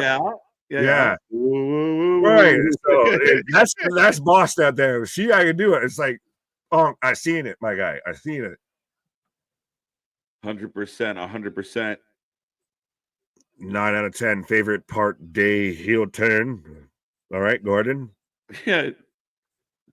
I mean, again, how did you feel about the show overall? Well, no, I was halfway. I had to decipher of day. We had a day turn earlier in the week, and now we had a DIY turn. And I think again, I can't make it work with the keys. Looking at my keyboard, you had to really fuck that up. But yeah, we did. We got a day and a DIY. Separated by one letter, one vowel. Oh, yeah, no, I'm just looking at my keyboard, and I have excused some people before. If I can see the typo, those are shits is across the keyboard. I'm 7.5, maybe 7 3/4, 7.5 for me. I don't know about you. I'm going 8. It was great. It was good, but not great. I thought it was great. Okay. I thought it was great. I'm going at least an 8. 8 solid. I don't know if it was a 9, but Naomi, Bianca being weird, leaving that up in the air. Naomi's match with Piper Niven's cooked tonight, but still probably my match of the night was Piper Bianca. Valid. What? No, I just agreed with you. I said valid. Oh, yeah, no, I think that was great. I thought the main event was really good. I like what they're doing. Chad and Gable, surprise transfer window, tag title changes. Woo! I thought all of it. I mean, I'm 8.5, man. I really fucking thought they cooked tonight. Fair. Like, I can maybe see an 8. Are you surprised? No Roman, no OG Bloodline, no nothing with that. Nope. They gave the spotlight to Bloodline 2.0 to regain some of their heat, come back with a chip on their shoulder, reestablish that they are still a threat. And having Roman or Punk or Paul, it takes the focus off them. They get the one night, they get tonight to remind everybody we might have lost, but we are still the shit. So I thought that was well played. And I mean, the show being this strong without Roman, without the other pieces, great job. You're selling me a bit more to come at you with that, at least a half a point of. Can we collectively at least agree on an 8? I'll settle with you on an 8 because you sold me a bit of. I'm thinking we might not see Roman or anything. We might not see a follow-up on the OG Bloodline as Briscoe's busted open.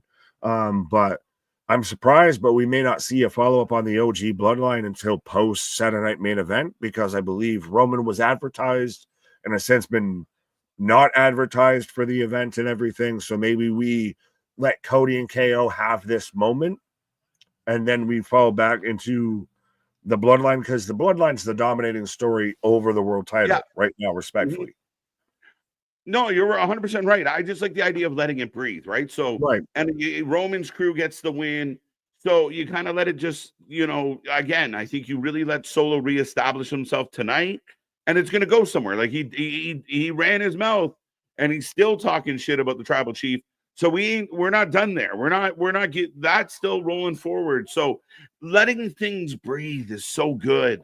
Overall, man, it's super happy.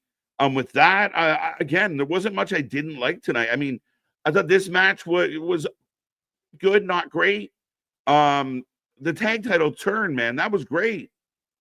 Oh, I that was great. I think I don't even want to say the first match was the weakest. First match. I know I don't want to say it, but I might kind of thinking of maybe the Solo segment might have been the weakest, just because it kind of just great. No, it was again.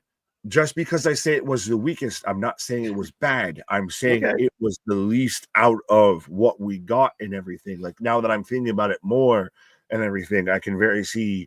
I'll agree with you, like I said, on an 8. We'll collectively as a channel say an 8, unless you want to amp it up. But Tiffany won. We got the heel turn with DIY, and they won the tag titles and everything. So I think a really solid overall SmackDown. I was caught off guard and surprised we didn't get as much follow-up with Survivor Series as I thought, but we did get some. We did. No, it's just I thought we were going to get, Roman and Heyman, and I thought we were going to get all of that, and I get now why we didn't. So I'm good with it. Yeah, no, and I get it. I get 100%. I understand. Definitely see where you're coming from. I think what WWE does a really good job of, and maybe slightly better than their competition, is give us like those little vignettes and those recap videos, and then the commentators, like Michael Cole tells you the story. Like, they'll give you a replay, and you'll have Cole and Graves explain to the fans of, this is why this matters, this is why it happened, this is why you should give a shit. And I mean, sometimes you don't physically need the person present to make that happen. And it's one of those things of, Cody's in the main event tonight. They're building Cody KO. Do you kind of put the bloodline on back burner so it doesn't overshadow everything as it does?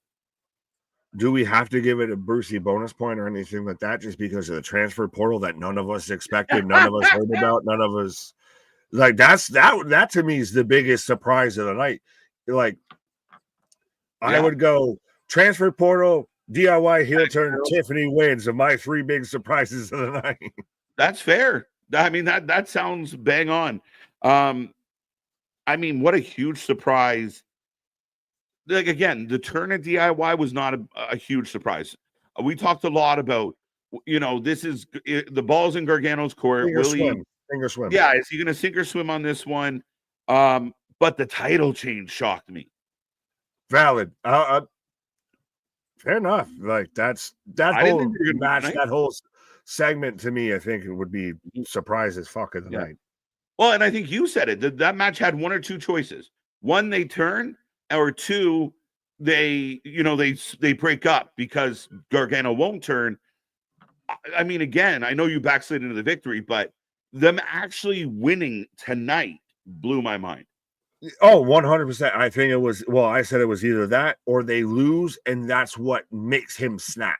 Like, I thought the turn was inevitable because if he doesn't turn, like, now you go to NXT and you might be out there, and I don't know if you're going over Nathan Frazier right now if you go to NXT, Yeah, respectfully, fair. Johnny. So Mhm. you either go along to get along, and the way they executed it, and you nailed it, of it was the ploy. They sold us on he's not with it, of he's shoving Ciampa and everything, and then the next thing you know, bang, low blow, and then ha ha ha, tag in 1, 2, 3. Yeah, perfect. Well played. Yeah, overall, super show tonight. Good. It went fast, dude. Like the fact that it's 10:15, we're 12 minutes into this Okada Briscoe match, which isn't bad. Because of the Continental Classic, we actually have a couple decent matches on Rampage for once. And this is not bad. Okada looks kind of good tonight, but I will be right back. Keep the chat going, folks. We are not going anywhere for the next little bit, and we got more to talk about. Right. As Okada with an elbow off the top. As an Okada with an elbow off the top and everything like that. I still don't know if you guys can hear me when it's him in the big screen and then me. But as Okada flipping the bird, I don't know if I can do that on YouTube, but yeah. It's so crazy to me. Of like, this to me, I thought would have been the main event because this is a former Ring of Honor World Champion, a guy who should be one of the faces of your company, Mark Briscoe, with a guy who should be one of the stalwarts of your company, and Kazuchika Okada. But we're opening Rampage, we're clinging on viewers that are flipping through and know that at least Rampage is going to be on. Froggy Bow! 1, 2. Oh, I thought he could have had it. But are still knowing that wrestling's going on. And it's still interesting that we're stacking now Rampage. Or we now all but know Rampage is going the way of the dinosaur. It's all but going to be ending come a certain point in 2025 and everything. But 2, roll through, 1, 2 counts all around. But now that we're stacking up, Tombstone. Oh, but can Okada get the cover? This is a match that, like, if we're gonna, honestly, I'll say this, and I know this is just fantasy booking and talking nonsense and everything right now with this, but as Mark Briscoe, a former Ring of Honor champion, I'd rather see this right now be this on, the final battle of Okada versus Mark Briscoe for the Ring of Honor World Champion than this in the Continental Classic. And I'd certainly rather see it than Chris Jericho versus Matt Cardona. But yeah, I'm so surprised that this is opening the show with this such a great match, because I feel like, I'm hoping not, but I feel like we've got the potential to go downhill. But yeah. Good match between Briscoe and Okada. Or bling bling like them rappers do. Tony Hayes, you do you, boo boo. I don't know what you're going at. Okada couldn't just pin him right there. He had to sell of being, beaten down and everything. Like, that's the thing, is this is a good match. This is a great match as we're getting, counters the J Driller. This to me is a great match, but we're doing it to open a Rampage. This would have been a good match on a Dynamite. This would have been a great Rampage main event, but it opens a Rampage. That's there's issues across the board, and I'll leave it at that. Diamonds on his gold teeth. What? More Toast or Commander will be the main event. Motherfucker. It'll be Ricochet versus Commander. As Okada gets the 1, 2, 3. What did he just hit to get the 1, 2, 3? And so they're still announcing him as the Continental Champion and everything. So is he champion until he loses? Is this like the Diamond Ring thing with MJF? Have you got to, win it to challenge him? Still slightly unclear. Grill with his gat would be terrified. Oh, what? Oh, we're talking about Mark Briscoe having a grill? Let me see a grill. Nah, I don't think that. He's definitely not a guy that would have some shit like that. I missed though what Okada hit to get the finish here, but the finish came a wee bit out of nowhere, a little bit here.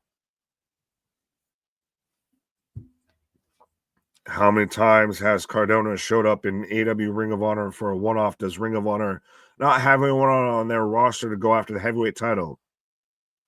Willie, to answer your question both ways, no. And I feel we've talked about this, of it's very much to me, and well, KJ, but I don't want to speak for him, of a petty ass move of, hey, Effie, you want to sit there and talk about, this, that, and the third when it comes to Ring of Honor and talk about me? Well, we're going to take your biggest mainstream draw and we're going to book him versus Chris Jericho on the Ring of Honor pay-per-view that you were just bitching about. That's what it feels like to me. It's Tony Petty Khan instead of Tony Khan anymore. And I said it earlier and I still stand by it. If he's gone full Anakin Skywalker, if you were the chosen one, you were supposed to bring balance to the Force, not destroy it. If he's turned into everything he initially started off of what he sold us on, that he wasn't going to be and what he hated. But I am in commercial break, folks, 100%. So again, if you haven't done so already, let us know what you felt about Friday Night Smackdown. 100%. Be a friend, tell a friend. I see 70 people kicking it with us still. Let's see if we can get back up to them triple digits. It says we got Friday Night Rampage going on right now. Love it while it's still there, and we'll be back at it like a jackrabbit tomorrow for NXT Deadline. I still want Mark Briscoe to be WWE US champ. I really wish, and that's really fucking sad that I just thought about all of that. Imagine right now if the Briscoes coulda, shoulda, woulda been signed by WWE. Like if Jay was still there and you could have had the Briscoes, Gorillas of Destiny, Motor City Machine Guns, all in the WWE tag team division. Hell hath no fury. Like, goddamn. His first mistake was making the Elite EVP. Excuse me.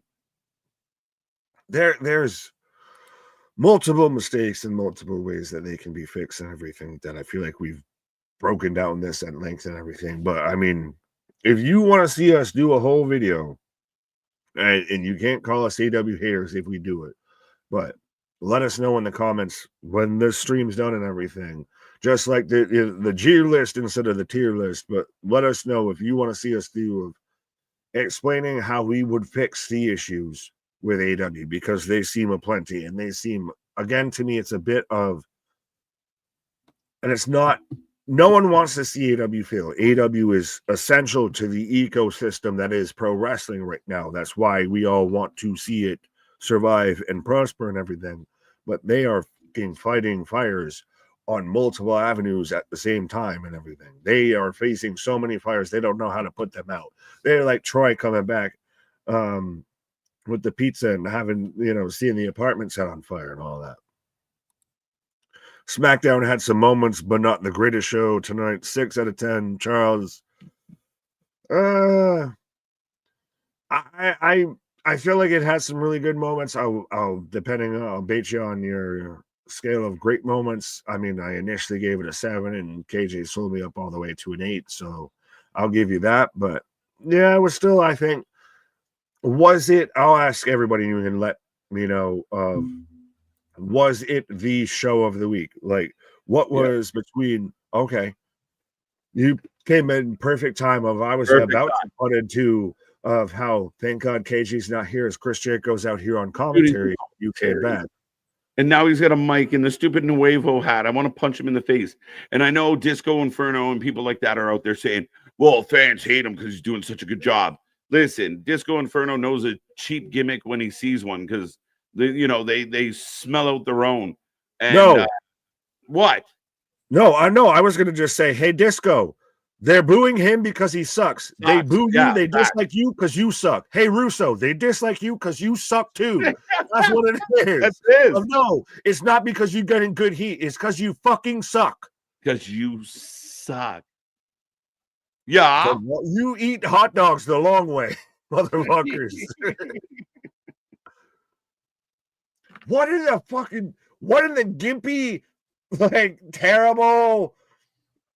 He looks like have you ever seen where Bart Simpson's a stripper and everything in the Simpsons like future it comes out? This is Chris Jericho with this stupid ass fucking cowboy hat. Talking about Cardona. Yo, he's like this guy who you know what's funny, because they're all taped. So he says it's about Cardona and nobody knows who he's talking about. So the crowd is quiet. But did he actually say Cardona beforehand? Maybe. I don't know. I'm not over this stupid bullshit ass hat. Like, motherfucker, I can find something on Etsy today that's better than this bullshit. Well, Matt Cardona is here on Rampage. That's where we should do this, is on a Rampage. Yeah. At 10:22 at night when no one gives a fuck. Yo, how do you feel about the fact that AEW programming 3 shows and it was slightly over 600,000 views? I mean, that's scary. Yeah, when we can do, I don't know, however many hours of content, and I feel like we're starting to get into that range a little bit. But and I digest, but it's still funny of some people are going at Bischoff shows up on NXT and they do the lowest rating of, recency, and he's like still beat AEW. Yeah. I'm putting a poll up in the chat. I mean, would Russo, here's a question for you, Nick, and I can't wait to hear you answer this. Go ahead. Jericho and Matt Cardona are going back and forth right now. You're about to get me in trouble with a lot of people. Go ahead. But yeah, Vince Russo, could it be any worse than what we're getting booked now? I mean, are you asking if there's a bottom floor to the bottom floor? Yeah, is there a lesser floor? Like, I have not reached the bottom. Let's see, we keep digging. Is there a rock bottom past rock bottom? Could he be one of those of it's just so chaotic that it somehow sparks it? At least it might be one of those of like it's there for a minute and blows the fuck out of, you might get a month of something halfway decent and then it burns the fuck out on the other end. But yeah. Right. I hate his fucking, I don't know if I hate Chris Jericho more or if I hate his hat more. Like, fucking, I want to stomp it out. Just get rid of this shit. It looks so stupid. I hate it. And again, when you have Jericho on TV looking like an asshole with that stupid hat on, and then you transition to that cheesy Bandito vignette, I thought they were part of the learning tree. It was like you transitioned from a dumbass with a cowboy hat to 2 guys acting like dumbasses with cowboy hats. Oh, by the way, Bandito. Like, what? It's what I think is more offensive is you see all the talent around this that is wasted. It's like you looking at a dumpster pile and you're like, that's still a good N64. That's still a good 50-inch TV. Like, you're seeing shit that's getting thrown into the pile here of Matt Cardona, Brian Keith, what have you. Meanwhile, you've got Gimp with a limp, Jericho with his fucking whips and chains, fucking cowboy hat and everything. Bandito. What did I say? I don't know. Apparently it was at me. You mean Nick because everyone was saying of how I'm Bandito. Oh, just without the mask. There you go. I read that wrong. You will never know my secret identity. Mm-hmm. We're back in the desert. You'll never see me on Wednesdays when Bandito wrestles. The man in the mask. Right. What the? I thought this was a fucking Ford commercial. No, and it's a Toyota Tundra. Yeah. And then they're out there in the fucking desert. Right. Monday Night Raw says Sue. Rampage is the lowest rated show. And how many even know about or watch Ring of Honor to hype this match here? That's the thing. I mean, we know of content creators out there that are diehard AEW fans. They'll tell you AEW is the best thing since sliced bread. It doesn't miss a beat. And then you go, hey, so did you watch Rampage? Oh, no, we don't watch Rampage. No, it's shit. What about Collision? Oh, no, we don't do that. We just do Dynamite. Oh, okay. So you watch 1/3 of their programming, but they're the shit. What? Yeah, and you can't have your Ring of Honor is nowhere near what it should be, what it could be within AW. They bought it based on just the name of, hey, I got Ring of Honor. It's like Vince buying WCW, doesn't know what the fuck to do with it and everything. Right. Of that shouldn't be behind a paywall. Of that should be your, I'm agree with Effie and everything. Of that should be your developmental brand. Yeah. That should be it's your AW Dark, what have yous. If you made, we said this a million times going back years, Nick. I think Yes. since like when you first started coming around the channel, we talked about it. Like honestly, Ring of Honor Rampage, you make it destination viewing like NXT Black and Gold was, where people went out of their way to find those matches before it was readily available the way it, when not everyone was on the network and shit. You would find a way to find some of that content. They have that opportunity with Rampage, but nope. But we're getting Danny Garcia versus Mortos. Yeah, AW booking has gone from destination viewing to runaway viewing. And speaking of runaway, I will run away for a brief moment here, sir. All right. Vince Russo. Would Vince Russo help AEW? Couldn't be worse. 64%. Absolutely not. 29%. And 7 saying 100% definitely. So that's interesting. Who wins? Who you taking in this match, folks? Actually, we never take predictions on Rampage. Why start now? More toast. I think Danny Garcia is going to pick up the W, especially coming off the draw he got against Okada. Yeah, a little bit. It didn't go well. I think they bought Ring of Honor just to keep Vince from getting it. I think that was part of it. And one of my points of contention, Willie, are going back to when Tony Khan bought it and came out and gave that big speech. And I think what it's led to is another one of those speeches that Tony Khan didn't live up to.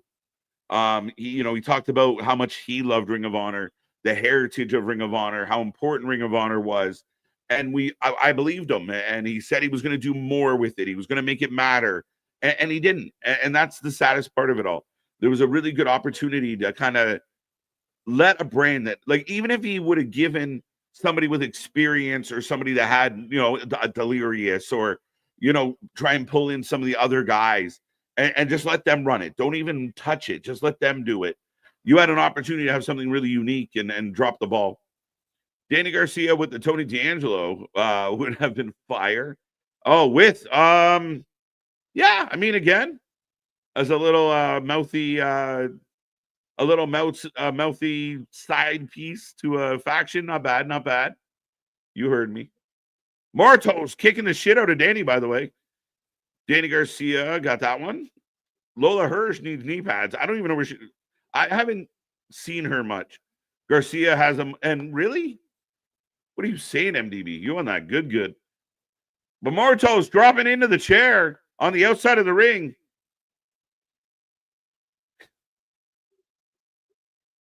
I'm not reading it. I'm just going to put it up there.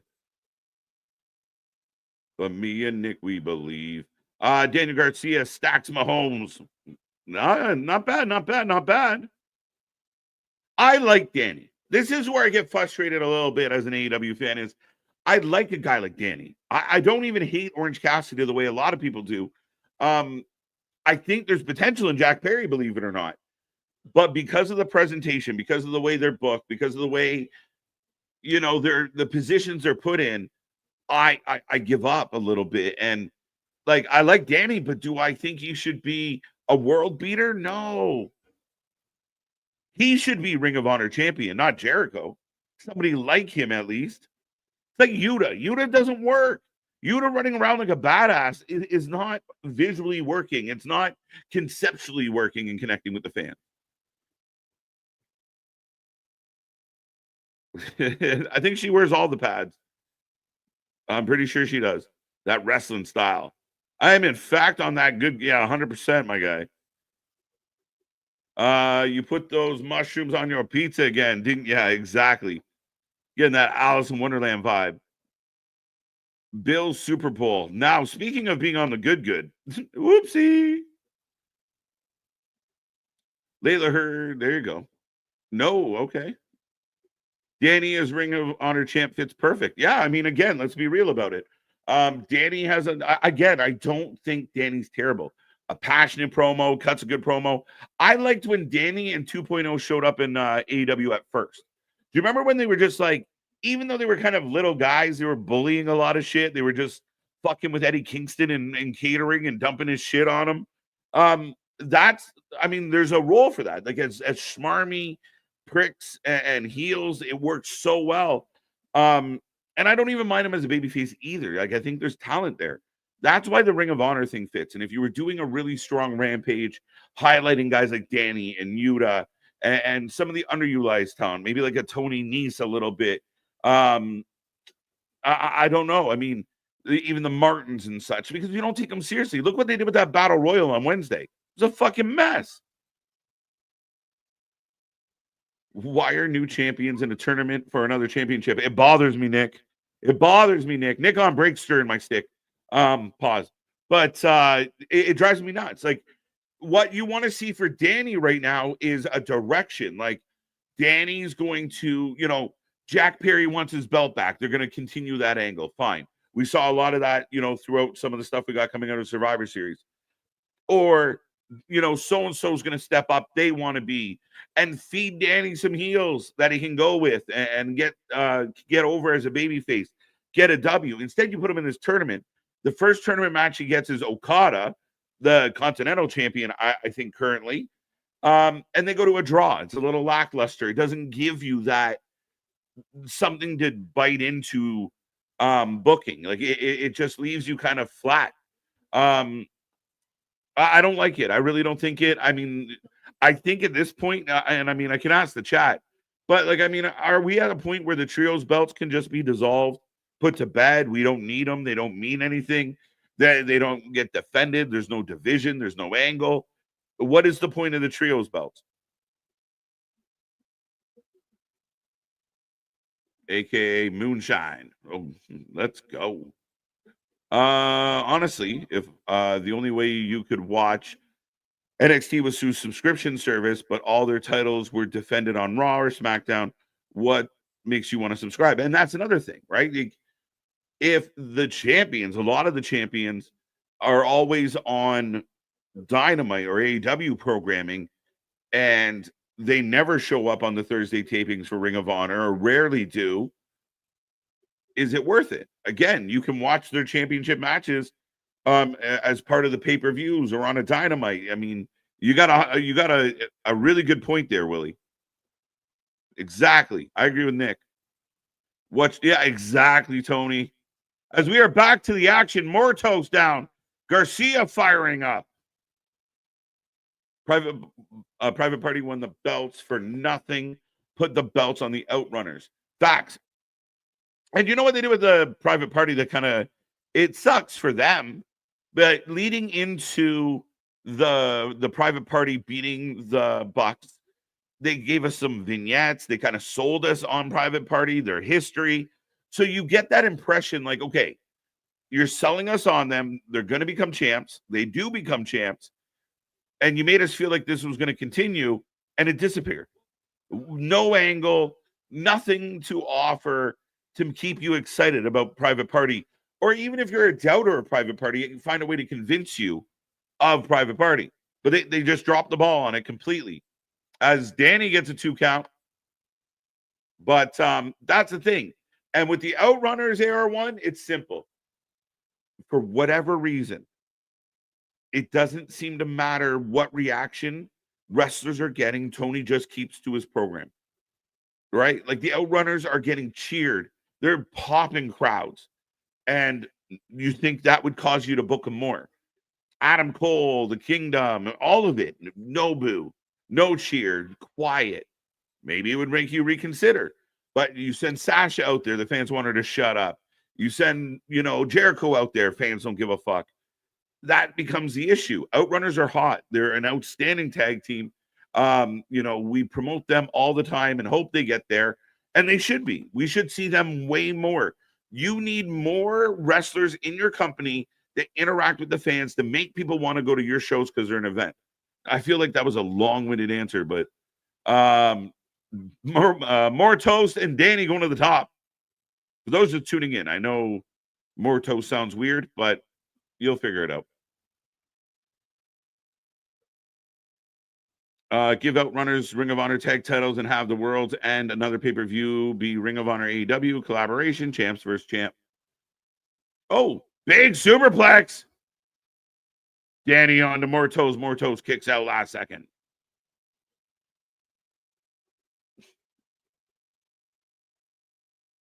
There you go. There you go.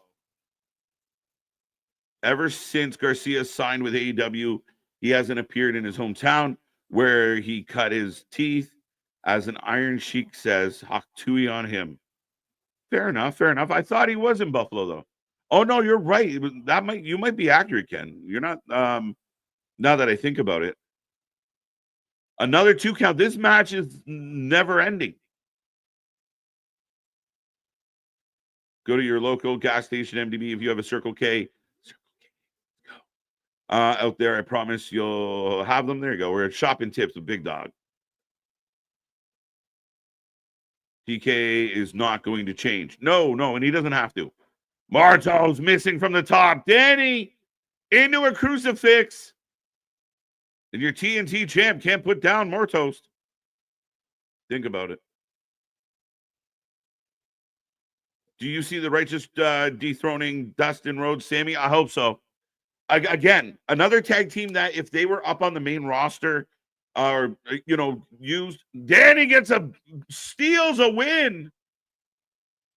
We don't need the TNT champion to look strong. Just sneak one out. Butter that toast and let's get out of here. So Danny's at 4 points. Okada at 4 points. Kyle Fletcher at 6. Mark and Mortos at 0. Benjamin at 3. That's your current Blue League standings.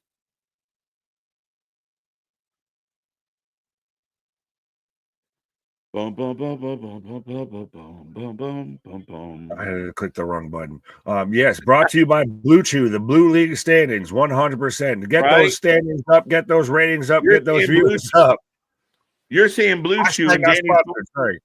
Right? You say you're pitching Blue Chew, and Danny's out here humping the air at the exact same time. Well played, sir. Exactly, Blue Chew, my guy. When you're on that, you can be like good old Unc Shannon Sharp. 100% of just make sure your phone's off. Right. So Mark Briscoe fights Danny Garcia tomorrow. Does Mark Briscoe take back-to-back L's night after night? Yep. That's heartbreaking, bro. So that's why I said this when you were on your pause and everything. If I thought the match that they started the show off with should have been the main event. You've got Mark Briscoe, a former Ring of Honor champion, taking on Kazuchika Okada, a former New Japan champion. Like, I would almost rather have that be the Ring of Honor title match than Jericho Okada or Jericho Cardona, which Jericho let it out of the bag before it happened. But yeah. No, you're not wrong at all. And I'm just noticing. Oh, folks, no introductions, straight jobber entrances for all the women. For all the women. And you're not some, all of them. Not some, all of them. And it's like the vendettas in action. And you don't even give us the entrance. Where's Anthony? I know Anthony's having a bad night. There's another reason to upset him. He's already turned off the stream. He's already turned off the shows. He's just sitting there, just in a corner, just shaking, just in darkness. It's just Naomi will win. Naomi will win. It's a matter of time before Khan books Beast Mortos versus Beast More Toast.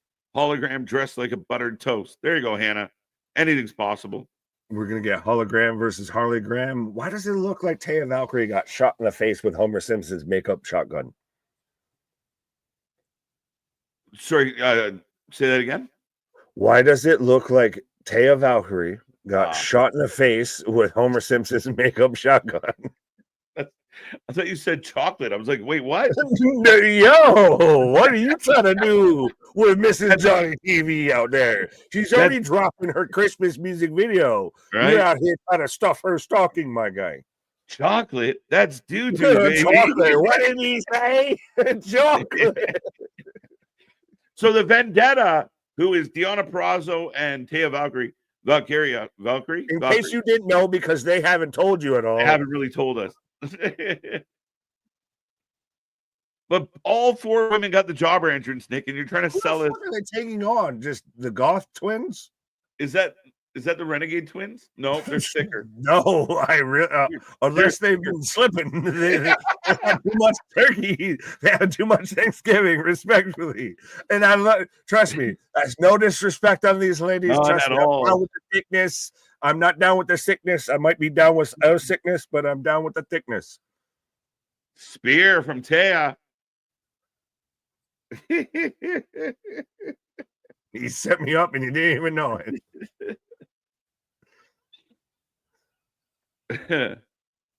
Yeah, that's not the Renegade twins. It's the Revolt twins. That's the Revolt twins. That's a full takeover, folks. There's no Renegade in there. Why still is it AEW? You're a multi-million-dollar company. Your overhead camera shot is CCTV. Like, I see the same pixels that caught Ricky Stark showing up with Cody Rhodes, right, as I do that saw the armbar that won this match. Fuck is we doing out here? Yeah, it's crazy. Khan to do stand-up as AEW has been a funny show. No, because he's awkward as shit and can't talk. Like, that's good enough to watch. No, we see them in press conferences. We turn them off. I don't want to watch that shit. Mm-hmm. Right? Are you be all of Fightful and everything, showing up and just clapping them on? Right. Are you disappointed with the news of WWE? Let my lips catch up to my tongue. Allegedly remaining family friendly when it moves to Netflix, or couldn't care less. I think the program is not going to change much. And I don't know. I didn't even think that was the case. Like, the vibe, or at least what people were putting out there, was that it was going to, be closer to, I wouldn't say adult content, but not kid content. Well, it's never going to go adult content because Christ almighty, we've seen multiple times at this point to where they even do something that could be an edgy thing, could be an edgy line, and Twitter has a meltdown. So don't act like we all we're all ready for this shit. Right. Because if you can't handle them doing some slightly edgy shit in PG, fuck off with wanting TVMA. Right. You ain't ready for that, dog. No. Trust me. Yeah, some people act like they want the envelope. It's not going to be, you can't handle Carlito's jokes. You're not going to be out there wanting TVMA. Right. I mean, again, everybody thinks they want a higher rating until they get it. We want to go outside the box, but when you get out there, you get a little scared and jump back in. So you might be right, Nick. I want to go back inside. Right? Scary. Yeah, it'll be very interesting. The first time they pushed, I can't believe there was so much blood. Well, shut up. Well, they just do it all black and white, or do you be like Meltzer and be like, well, here's the explanation as to why there was no blood in the War Games matches. Well, you saw it with Ripley, like the Ripley angle where with her eye at NXT, and people were online instantly like, I can't believe they showed her so bloody. Like, it's just, what? Yeah, but do you feel it's weird, speaking of Rhea Ripley thing, that they essentially did the same angle twice now, essentially, to where they threw her into the table again? Like, it's one of those, they're starting to believe that you don't have the fucking fracturable, so we're going to make them believe. We're going to break it again. We're going to re-break it. Deonna, I miss in TNA. I think a lot of people do. I know our buddy Anthony talks a lot about Deonna being underutilized, and Taya too, in a large way. So again, it's interesting how they get booked. I think they deserve better. Who knew John Cena was the new host of Wipeout, by the way? Yeah. I never that. It's funny. I just saw that, and I was going to say something, but then I got on the Ricochet thing. But your Rampage main event coming to the ring as Ricochet taking on Commander. So I'll ask this, and I do real quick of Kevin saying, does Alex Kane show up on NXT tomorrow?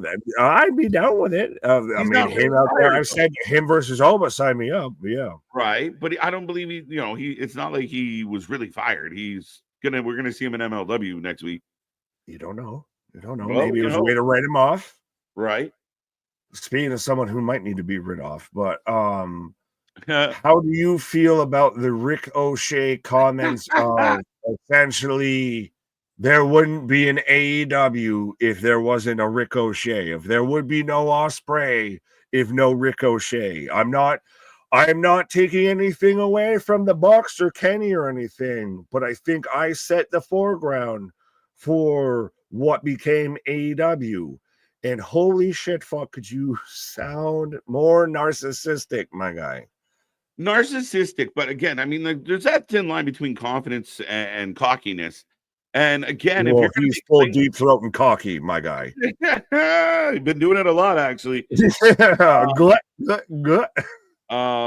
man, if you're gonna make claims like that, and I feel like it's the same thing Sasha keeps doing, like I revolutionized women's wrestling, and without me, this would be nothing. And it just, if you can't substantiate those claims with valid proof, and I don't think anybody in the chat right now or out there feels like Ricochet can back that up. Was he a guy that inspired some other wrestlers? Sure, but I mean, it's not like he's one of a kind. We know who that is. You know what I mean? Like, he's not revolutionary. Like, in all due respect to him, as much as I was a fan, you could have insert Kyle Fletcher, and you were gonna, insert a list of guys that could have done what you do. I love Ricochet. I'm a fan of AEW. I think their new theme song, or their new theme, instead of where the best wrestled, needs to turn to just shut the fuck up. It's, again, we've seen it with Tony and everything. I was talking about how pay-per-views are great and everything. You know what makes them feel great and sells them as being great? When other people say it, not you. You know how you get over is saying AEW is built off of me and how I'm so great being here and everything, when other people say it, not you. Like, that's the thing. Yeah. Don't blow smoke up your own ass. Let other people do that for you. Because if they ain't, then it ain't. Right? Facts and pause. But yeah, I mean, listen. You never do something freaky like that? Hey, some nights are do something strange for a little piece of change. Yeah, there you go. Well, Ricochet and Commander, we got big head scissors as expected. The back and forth. But that's the thing. Listen, I was a big Ricochet fan. I truly think he was better off staying. And at the time, I praised him because I felt like this was a chance for Ricochet to climb the ladder further than he might be able to in WWE. And he's coming now, he comes here. It's been lackluster. He's on Friday Night Rampage with Commander. Yeah. Well, and still, to me, the biggest thing with it is, again, he's great. He's talented. Even we were sitting there hyping up. Imagine right now if we had Ricochet out there taking on babyface Ricochet versus heel Shinsuke Nakamura. All of that. Perfect fucking spot there and everything. But all of this praise, all of this shit you want to give yourself sounds a lot better and comes across a lot better when other people say it and you don't say it. That's the thing. You saying it makes it sound egotistical, makes it sound arrogant, makes it sound narcissistic, makes it sound fucking stupid. When other people say it, is the way you need to go about it. Yeah, and we are in picture right now. But yeah, man, I mean, same thing with the rants about the fans. I felt very strongly about it. It shows a weak ego. Like, it shows a weak, an insecurity. Like, the fact that you want to joust with people with a couple hundred or less than 100. And again, it shouldn't matter how many followers you have, but you're well, maybe to an extent, but you are a professional athlete and you should conduct yourself as such. Getting in squabbles with teenagers or, random Twitter folk, it comes off really sensitive. It comes off like a bitch, and it comes off in a horrible way. And again, I think it turns wrestling fans off. Dax, Meltzer, Ricochet, list goes on, Nick, of people Jericho, that have battled online people. It sours. Well, we'll go to this other company where we can give our 2 cents and nobody from the company is bored enough to give a fuck about our opinion. But is it a weakness on their part, or is it the environment of the company, as we've seen with the Nemeth lawsuit? Of it might be more the environment of the company that it almost encourages that. Yeah, maybe. We've seen the owner of the company do that. And it's not wrong. Like 100%. I get having the discussion or whatever, like, all right, fine, talk your shit, I'll talk it back and everything. But to be so like blatantly closed-minded to any sort of discussion of criticism of like, if you don't love us, you're wrong. Like that's just such a silo, echo chamber mindset that I can't get behind. We don't even do it on the fucking channel. Why are the guys we watch on the channel doing this shit? Right. No, I mean, again, and you want to welcome the fans. And even if, I mean, you're going to deal with a level of criticism at times. And if you can't, again, don't read it. Ignore it. Like, you got to be better than that. But like you said, it goes to a company policy. Why, again, I think if somebody in the WWE, and it's happened a few times, tweets out something stupid, it's gone. It's back down quick because somebody from the office says, hey, pull it. And they have to, they have to toe the line. That never seems to be the case. When you encourage that, again, I think that, shit rolls downhill. And in this company, it starts at the top. You can't welcome the discussion and not be able to handle the discussion. We welcome the discussion, even between us, between the chat, everything like that. We fully will engage of, even if you don't you agree, you disagree, we'll have the conversation. You can't want the conversation, and then the second they disagree, just go off the fucking rails and say, well, you suck. I look at who I sleep with versus who you sleep with. I make money, you don't, type of shit. Like, you can't do that. If you're gonna have the conversation, have the conversation. Right. No, I get it, man. And I mean, again, I think that, there's a certain level of expectation. You don't see, like I said, you don't see pro ballers out there. You don't see hockey players out there. You don't see any of the pros, really, like, I don't know if anyone's got an example. There's exceptions. Aaron Rodgers might be one of them. Aaron Rodgers is the Tony Khan of the NFL. Yeah. But for the most part, and again, the league have rules that you can't go out there and tell fans to go fuck themselves because you fumbled or you yanked another fucking kick to the right. You can't do it. You got to be professional. You can't just walk out there and go, well, you know what? Everyone go fuck yourself. If you don't like it, don't watch. We're still the best team. Leave us alone. Like, what the fuck? You can't do that. Again, it just boils down to say less and do more. Back it up. You silence them with what you put out there and everything. And let if you're really where you are at, let other people speak for you. Yeah. Commander with another head scissors of, I feel like this man's like, he doesn't know how to play 2K or something, so he just keeps spamming the same fucking maneuver type of shit, mashing the buttons. No, stop doing that. You're fucking too good because you're just mashing buttons. Yeah, I got Commander leading Mistress in Mortal Kombat. Right? She just stop it, mashes buttons. I'm like, no, that's not how you're supposed to do it. Yeah, I know you're beating my ass, but you're not playing right. Stop. I got Ricochet rolling back in the ring. Commander going up to the top rope. There we go. No, they won't. I'm sorry in advance, MDB, when you're not in our fantasy football playoffs because of me.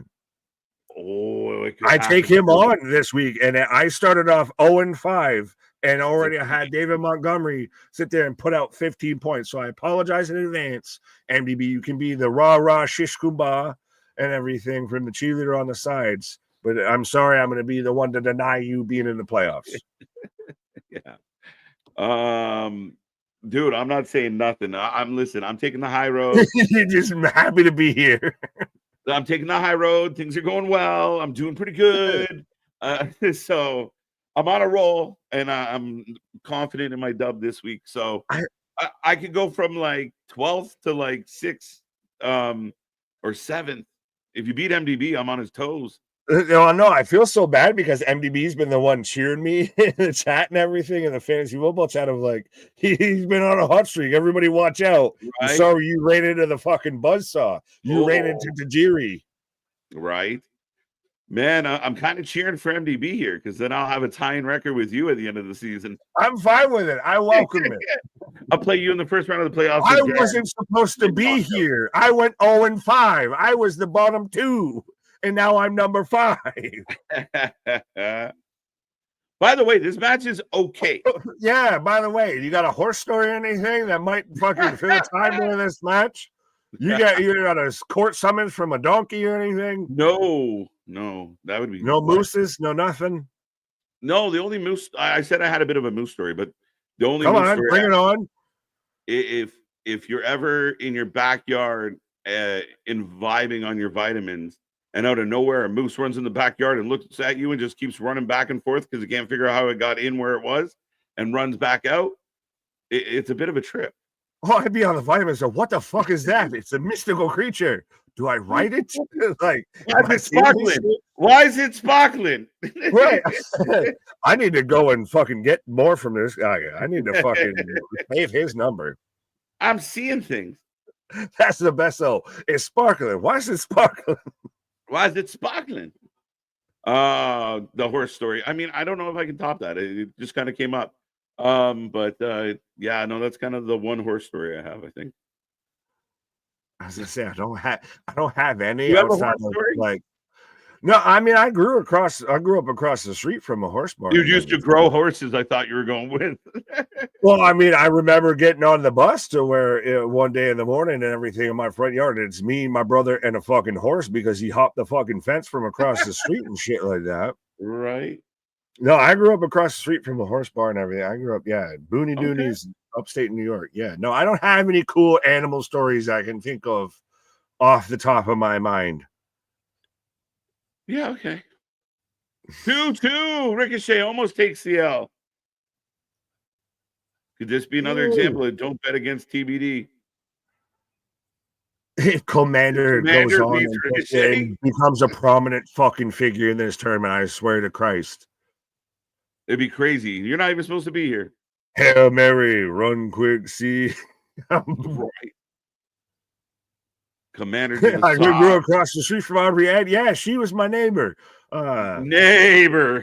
She was always out there. I could always tell when the bus was about to show up because she 1, 2, 3. Yeah. She never tripped. She always walked over it and just acted like she didn't notice.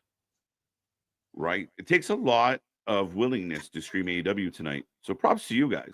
We're one of a kind. What can we say? That's twice I got that in there tonight. Right. Yeah, fair enough. Well, and no, and again, it's perfectly apropos of there's other, I don't want to say larger because they're very much smaller in stature, and I challenge anybody with that. That tres? No. Dos amigos, dos. We're 1 minute from the end zone here. Oh, we're gonna get some overrun here, trust me. But as I was saying, you'll get some smaller than stature streamers and everything, and I say that just in physical height, that say very loud things and will act like they watch all the AEW and everything. You know, the praise for covering AEW, but they don't fucking actually cover AEW. They just say mean things in a fucking small voice. Absolutely. I mean, again, it's very common. But Ricochet setting up Commander for the kill. I don't like that his new finisher is like the sliding clothesline. And the fucking kill shot and everything. Like, bang. Like, why is your taunt built longer than your move, my guy? Like, if you do that in any other video game, someone's fucking punching you in the face. You hit the guy with a springboard 450. He kicked out. You hit him with a sliding clothesline. It's over. Yeah. But tomorrow night, Darby versus Fletcher versus Okada. Darby versus Mortos? Who? Darby versus Commander. Fletcher versus Okada. So Commander's another guy. A typical Commander match where he got most of the offense and then lost. But still lost in the least impressive way of, like you said, of 8 of 450 and then loses in a sliding clothesline after man sat there and did all the 50,000 taunts of man's trying to.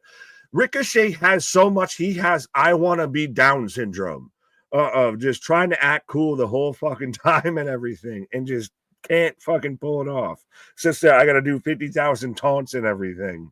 But I'm gonna win on a sliding clothesline, like you said. After I just hit a 450, I can sit there and hit a shooting star and everything. But a sliding clothesline is my finisher.